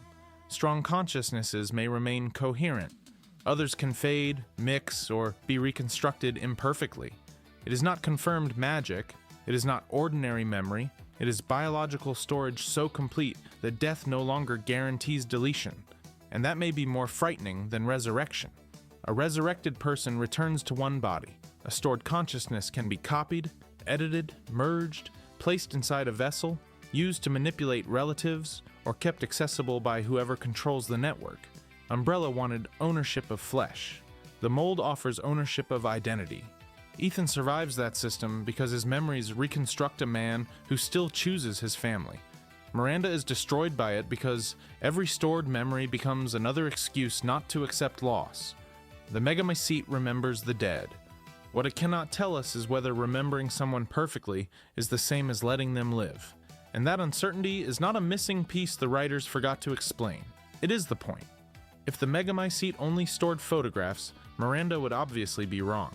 If it restored a proven supernatural soul, she would have evidence. Instead, it produces the exact amount of personhood required to make grief dangerous. The stored dead can recognize you. They can respond. They can remember private experiences. They can still be incomplete. That is enough for somebody desperate to hear one familiar voice, and not enough to guarantee the voice belongs in a new body. It also reframes the entire Winter story. Ethan is not durable because he is secretly a conventional superhero. He is durable because his identity has become information a colony keeps rebuilding. His most human qualities survive inside something non-human. Eveline has the opposite problem. She has a human appearance, an emotional need, but she was designed as a control system. She wants a family while possessing the biology that makes genuine family impossible, because nobody connected to her can freely choose the relationship. Rose inherits both sides of that legacy. She can connect without automatically controlling, preserve Ethan without becoming him, and leave the archive instead of living inside its grief. The mold remembers the dead, because information is one of the things it consumes. The people who study it keep assuming information can be owned. Ethan's story argues that memory only remains human when it can choose not to own the living. That may be the cleanest difference between storage and legacy. Miranda wants Eva stored so completely that the past can overwrite Rose. Ethan leaves Rose memories that help her live without asking her to become him. The same biological archive supports both possibilities. That means the danger is not only what the mold remembers, it is who receives permission to retrieve, edit, and embody the memory. In the hands of a grieving parent, it becomes resurrection research. In the hands of a weapons company, it becomes mind control. For Rose, it becomes a conversation she can leave. The exit is what makes it love instead of possession. Sherry kept the monster. In Resident Evil 6, Sherry Birkin is impaled through the body, pulls herself free, and watches the wound close. Her explanation begins when she was 12, and her mutated father implanted a G-virus embryo inside her. Claire stopped the transformation, but she could not remove every trace. Sherry can heal like a monster because part of the monster is still healing her. The virus that never stops. To understand the ability, we need to separate the G-virus from the T-virus. The T-virus often destroys higher brain function, causes tissue decay, and produces zombies in ordinary human hosts. Umbrella's ideal outcome is a controllable tyrant, but compatible hosts are rare. The G-virus, developed by William Birkin, is built around aggressive regeneration and reproduction. A G-infected body responds to damage by creating new tissue, organs, and mutations. It does not simply repair the original human shape, it keeps adapting. William demonstrates this throughout Resident Evil 2. After Umbrella Security Service operators shoot him, he injects G. The virus closes the fatal wounds and enlarges his right arm. An eye develops in his shoulder. When survivors damage that form, G produces another. Extra limbs emerge. New eyes spread. His anatomy becomes increasingly unstable as the organism searches for ways to survive. By the end, William is no longer healing back into William. He is healing forward into whatever can continue. That is the danger Sherry carries. G also drives an infected host to reproduce by implanting embryos. Those embryos have the best chance of developing in someone genetically related to the original host. A compatible person can support the infection. An incompatible host rejects the embryo violently, producing the smaller G creatures seen in the sewers. William's remaining biological instincts therefore lead him toward his daughter. This is one of the darkest transformations in the series. Sherry spends the outbreak searching for parents who are emotionally and physically absent. When her father finally finds her, the virus uses their genetic connection as a route into her body. In the original game, William implants her during the later scenario. In the remake, the scene occurs after Chief Irons abducts Sherry and the mutated Birkin attacks. The staging differs. The result is the same. What William put inside her. Sherry is infected with a G embryo. Symptoms begin developing. She becomes feverish, weak, and unconscious. If nothing changes, the embryo will mature, transform her, and use her body to continue the G life cycle. Claire refuses to let that happen. Annette Birkin explains that an antiviral agent can stop the infection. In the remake, Sherry's pendant opens the secure container holding the treatment. Claire obtains it while the laboratory collapses around them. The antiviral is commonly associated with the name Devil, a treatment developed specifically against G. It destroys or expels the embryo before full mutation. That is the cure people remember. It is not complete sterilization. Later official files explain that traces of G remain in Sherry's body. Those traces alter her without producing William's catastrophic progression. The easiest way to picture it is that Claire stops the invasive reproductive stage, but Sherry's cells have already been changed. Her body retains G's regenerative behavior on a controlled scale. When she is injured, tissue repairs far more rapidly than ordinary human healing. Serious wounds can close within moments. Damage that should be fatal becomes survivable if the remaining G can rebuild it before blood loss or organ failure overwhelms her. The game never says Sherry is immortal. That distinction matters. Regeneration is not invulnerability. She still feels pain, can be restrained, can lose consciousness, and can be placed in situations where damage outpaces healing. Destroying enough of the body, damaging the brain, or exposing her to something her altered biology cannot manage may still kill her. Official material says she is resistant or immune to most viruses, not every possible pathogen in existence. Resident Evil produces new viruses with the regularity other franchises produce weather. Her G adaptation protects her broadly. It does not grant a universal exemption from plot. The slow aging claim also needs careful language. Resident Evil 6 files note that her youthful appearance is thought to result from the G virus. Sherry is 26 during the game, but looks younger and regenerates quickly. This suggests altered aging, not confirmed eternal youth. We do not have evidence that she will remain physically 20 forever or live indefinitely. The most factual version is that residual G appears to slow aspects of aging and greatly accelerates repair. For the United States government, those abilities make Sherry an extraordinary research subject, Sherry's 11-year cage. After escaping Raccoon City, she does not go home with Claire and begin a normal childhood. Government agents take her into custody. Her parents are dead. Umbrella wants G. Rival organizations would kill or kidnap her for access to the virus. The government describes supervision as protection, and protection is genuinely necessary. It also performs years of tests. Resident Evil 6 files describe Sherry living without freedom for 11 years. She undergoes daily examinations and experiments while authorities monitor the G virus inside her. She is not treated as a monster publicly. She is treated as valuable biological evidence privately. This is the same pattern that shapes Leon's recruitment. The government sees survivors of Raccoon City and separates their utility. Leon has field experience and becomes an agent. Sherry has altered blood and becomes a protected test subject. The word protected does not make the door unlocked. One of the central officials overseeing her is Derek C. Simmons, the national security advisor and leader of a secret organization known as the Family.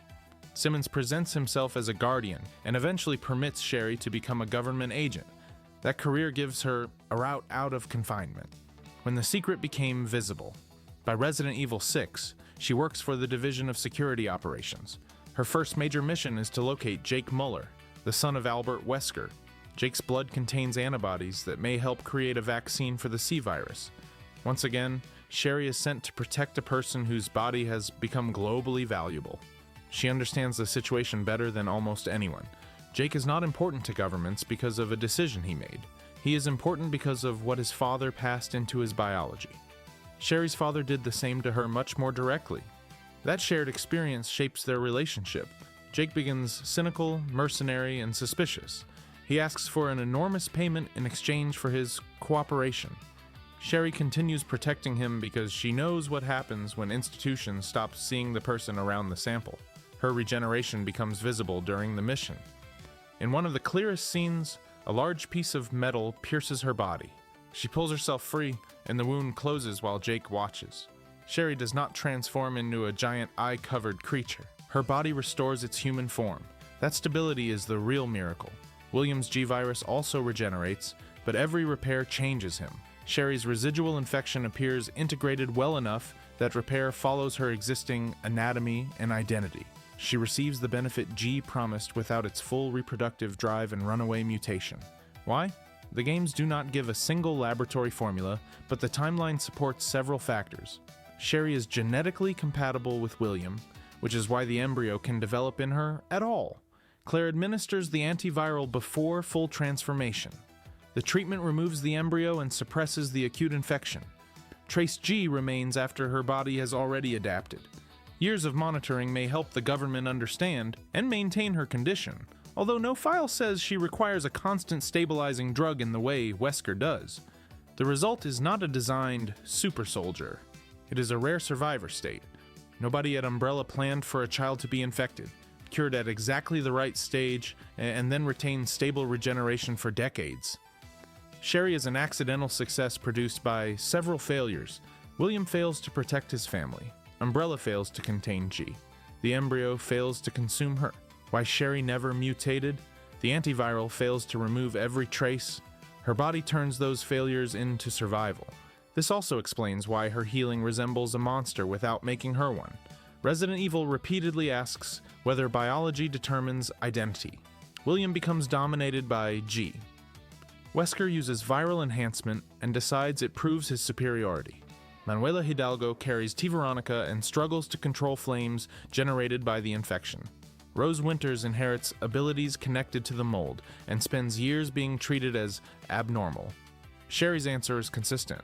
What happened to her body was not her choice, but what she does with that body still is.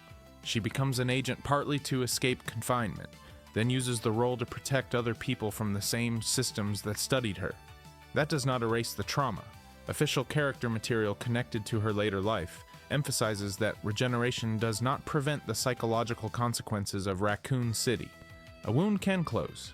Memory does not. Sherry loses both parents in one night. Her father attacks and infects her. Her mother dies after spending much of the outbreak protecting research before family. Claire, the person who acts most like a parent, cannot simply keep her. The government then examines her for years. Her body is extraordinarily difficult to damage permanently. Her childhood is not. That contrast is more interesting than calling her immortal. If Sherry were invulnerable, the ability would remove stakes. Instead, it changes the stakes. She can survive violence, which makes organizations more willing to expose her to it. The better she heals, the easier it is for somebody else to say, the mission is acceptable. We see the same logic with Jill's antibodies and Manuela's viral control. In Resident Evil, surviving an infection rarely earns privacy. It creates a research category, what her body cannot fix. Sherry's healing also has limits at the cellular level. Regeneration needs material and energy. The games compress the process for drama, but rebuilding organs and blood cannot be literally costless. A severe enough injury may leave her exhausted or unconscious, even after visible tissue closes, and a virus that constantly repairs cells could theoretically create risks of abnormal growth or mutation. The canon does not diagnose Sherry with cancer or an inevitable late-stage G transformation, so we should not invent one. The point is simply that rapid regeneration is a controlled biological process, not a magic undo button. Her stable condition is valuable precisely because it avoids the usual cost. Compare Sherry with Curtis Miller in Resident Evil Degeneration. Curtis injects the G virus and mutates rapidly, developing the same reproductive drive and massive adaptive forms associated with William. G behaves like G. Sherry is the exception, because she was treated during the embryo stage and retained only traces after compatibility had been established. Compare her with Jake, too. Jake's unusual resistance comes from Albert Wesker's biology and antibodies. His blood may support a vaccine, but he does not display Sherry's exact regenerative mechanism. They are both valuable survivors for different reasons. Resident Evil science loves grouping characters together because they are special. The special part is rarely the same. Sherry's blood contains residual G. Jake's contains C virus relevant antibodies connected to Wesker's altered biology. Ethan is reconstructed mold. Rose is born with a unique mold connection. Calling all of them immune superhumans erases the mechanisms that make their stories work. Sherry's mechanism is arrested transformation. The monster began developing. Claire stopped it. The body remembered the part of the process. That is why the ability can feel unsettling even when Sherry uses it heroically. Every wound closing is proof that William reached her. She cannot heal without displaying the biological legacy of the person who hurt her. At the same time, the power becomes something William does not control. G wanted to use Sherry as a reproductive host. She uses its regeneration to survive and protect Jake. Umbrella wanted to own the virus. The virus persists in a woman working against bioterrorism. The government wanted to study an asset. The asset develops a conscience, relationships, and agency that no blood test can measure. That is the quiet victory inside Sherry's story. Her body carries evidence of everybody who tried to decide what it was for. She still decides. So why can Sherry Birkin heal like a monster? There are three deeper questions inside that answer. The first is why G heals differently from an ordinary T-virus infection. William Birkin's research grew from decades of Umbrella experimentation, including observations connected to Lisa Trevor. Lisa had been subjected to repeated viral tests since childhood. Her body survived strains that killed other subjects and absorbed a prototype parasite instead of being controlled by it. The unusual mutation inside her contributed to Birkin's discovery of the G-virus line. That origin matters, because G begins as a problem of extreme adaptation. Lisa's body does not return to a normal baseline after each experiment. It incorporates damage, parasites, and viral material while continuing to live. William turns that phenomenon into a research program. G regeneration follows the same logic. It does not ask what the host looked like before injury and restore that exact blueprint. It asks what form can survive now. That is why William's eye-covered mutations are not failed healing in the ordinary sense. Each form solves immediate biological problems. More muscle resists attack. Additional limbs preserve movement. Extrasensory organs help the organism function as the original nervous system collapses. Absorbing biomass provides material for the next stage. From a human perspective, William is deteriorating. From G's perspective, he is remaining alive with aggressive creativity. Sherry's residual infection behaves more conservatively. Her human form is already stable after treatment. There is no mature embryo imposing a separate reproductive cycle, and no massive ongoing injury forcing radical adaptation. The trace virus can repair within an established template. That makes her healing look almost clean. It is still powered by the same biological refusal to accept damage.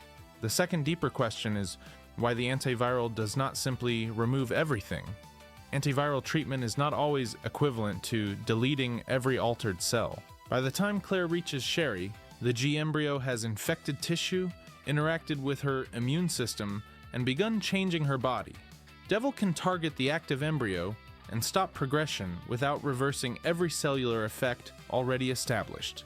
The games do not give us a microscopic sequence or exact dosage. The later result provides the evidence. Sherry recovers, does not develop into a G creature, and retains trace virus with beneficial mutations. Calling that a partial cure is useful, as long as partial does not imply Claire failed. Claire saves Sherry's identity and life. The remaining regeneration is a consequence, not evidence the embryo is secretly waiting to finish the original transformation. No canonical file says Sherry will inevitably become William. That rumor persists because Resident Evil infections often include delayed mutation. Jill carries dormant T-virus antibodies. Manuela must control T. Veronica. Wesker needs a stabilizing serum. It is reasonable for characters to monitor Sherry. It is not reasonable to turn monitoring into a confirmed countdown the story has never established. The third question is why Sherry's healing does not solve every problem. Rapid tissue repair can close a puncture. It cannot replace years of freedom. The 11 years in government custody cover most of her adolescence and early adulthood. Daily testing means her body becomes a schedule other people manage. Doctors may be protecting her health and researching defenses against G at the same time. Those goals can coexist while the experience remains coercive. Imagine growing up knowing a blood draw is never only a blood draw. Every result affects whether officials consider you safe, useful, or eligible to leave. Sherry learns to cooperate because cooperation is the available route toward autonomy. When she becomes an agent, she gains movement, responsibility, and the ability to define her condition through service instead of confinement. That path mirrors Leon's without being identical. Leon agrees to government work immediately after the outbreak under pressure connected to Sherry. Sherry remains the biological subject, then later becomes an operative herself. Both survivors turn usefulness into bargaining power.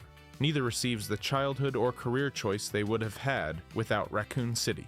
This is why her assignment to Jake is emotionally exact. The government locates a person with rare antibodies and sees a vaccine source. Sherry sees a young man who will be hunted, contained, and negotiated over. Jake initially puts a price of $50 million on his cooperation.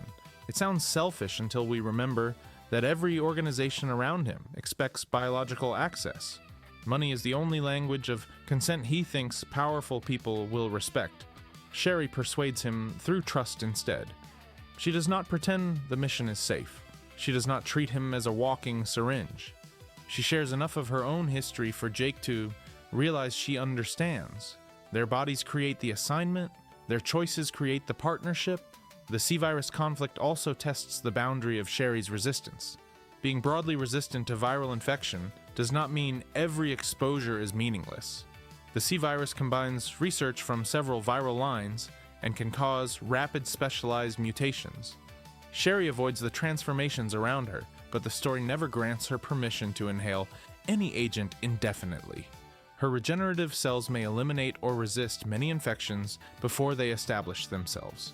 A sufficiently novel organism, overwhelming dose, or direct physical destruction could still exceed that defense. Current official character material makes the same larger point through the phrase Raccoon City Syndrome. Sherry's regenerative abilities do not protect her from the long psychological aftermath associated with the disaster. That is a useful correction to the fantasy of perfect healing. Her body can remove scar tissue faster than most people. Her mind still remembers the orphanage, the sewer, her father's eye opening from a ruined shoulder, her mother's death, and the years of being watched.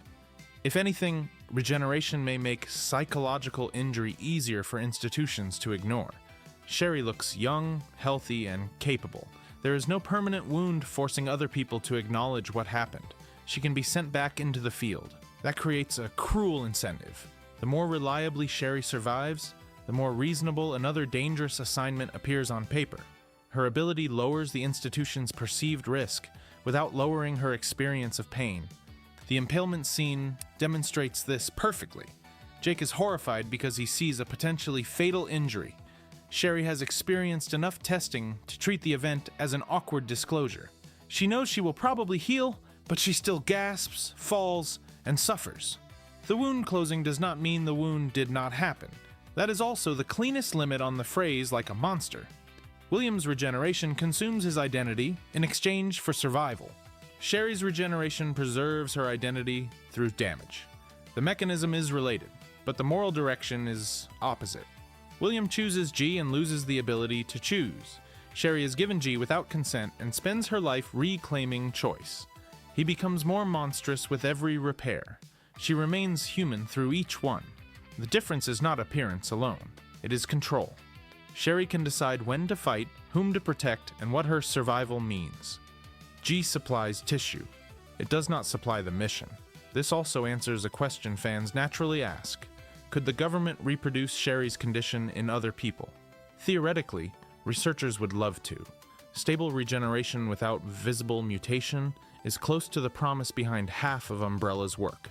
Practically, Sherry's outcome depends on a sequence no ethical program could guarantee. The subject needs compatibility with the G-source.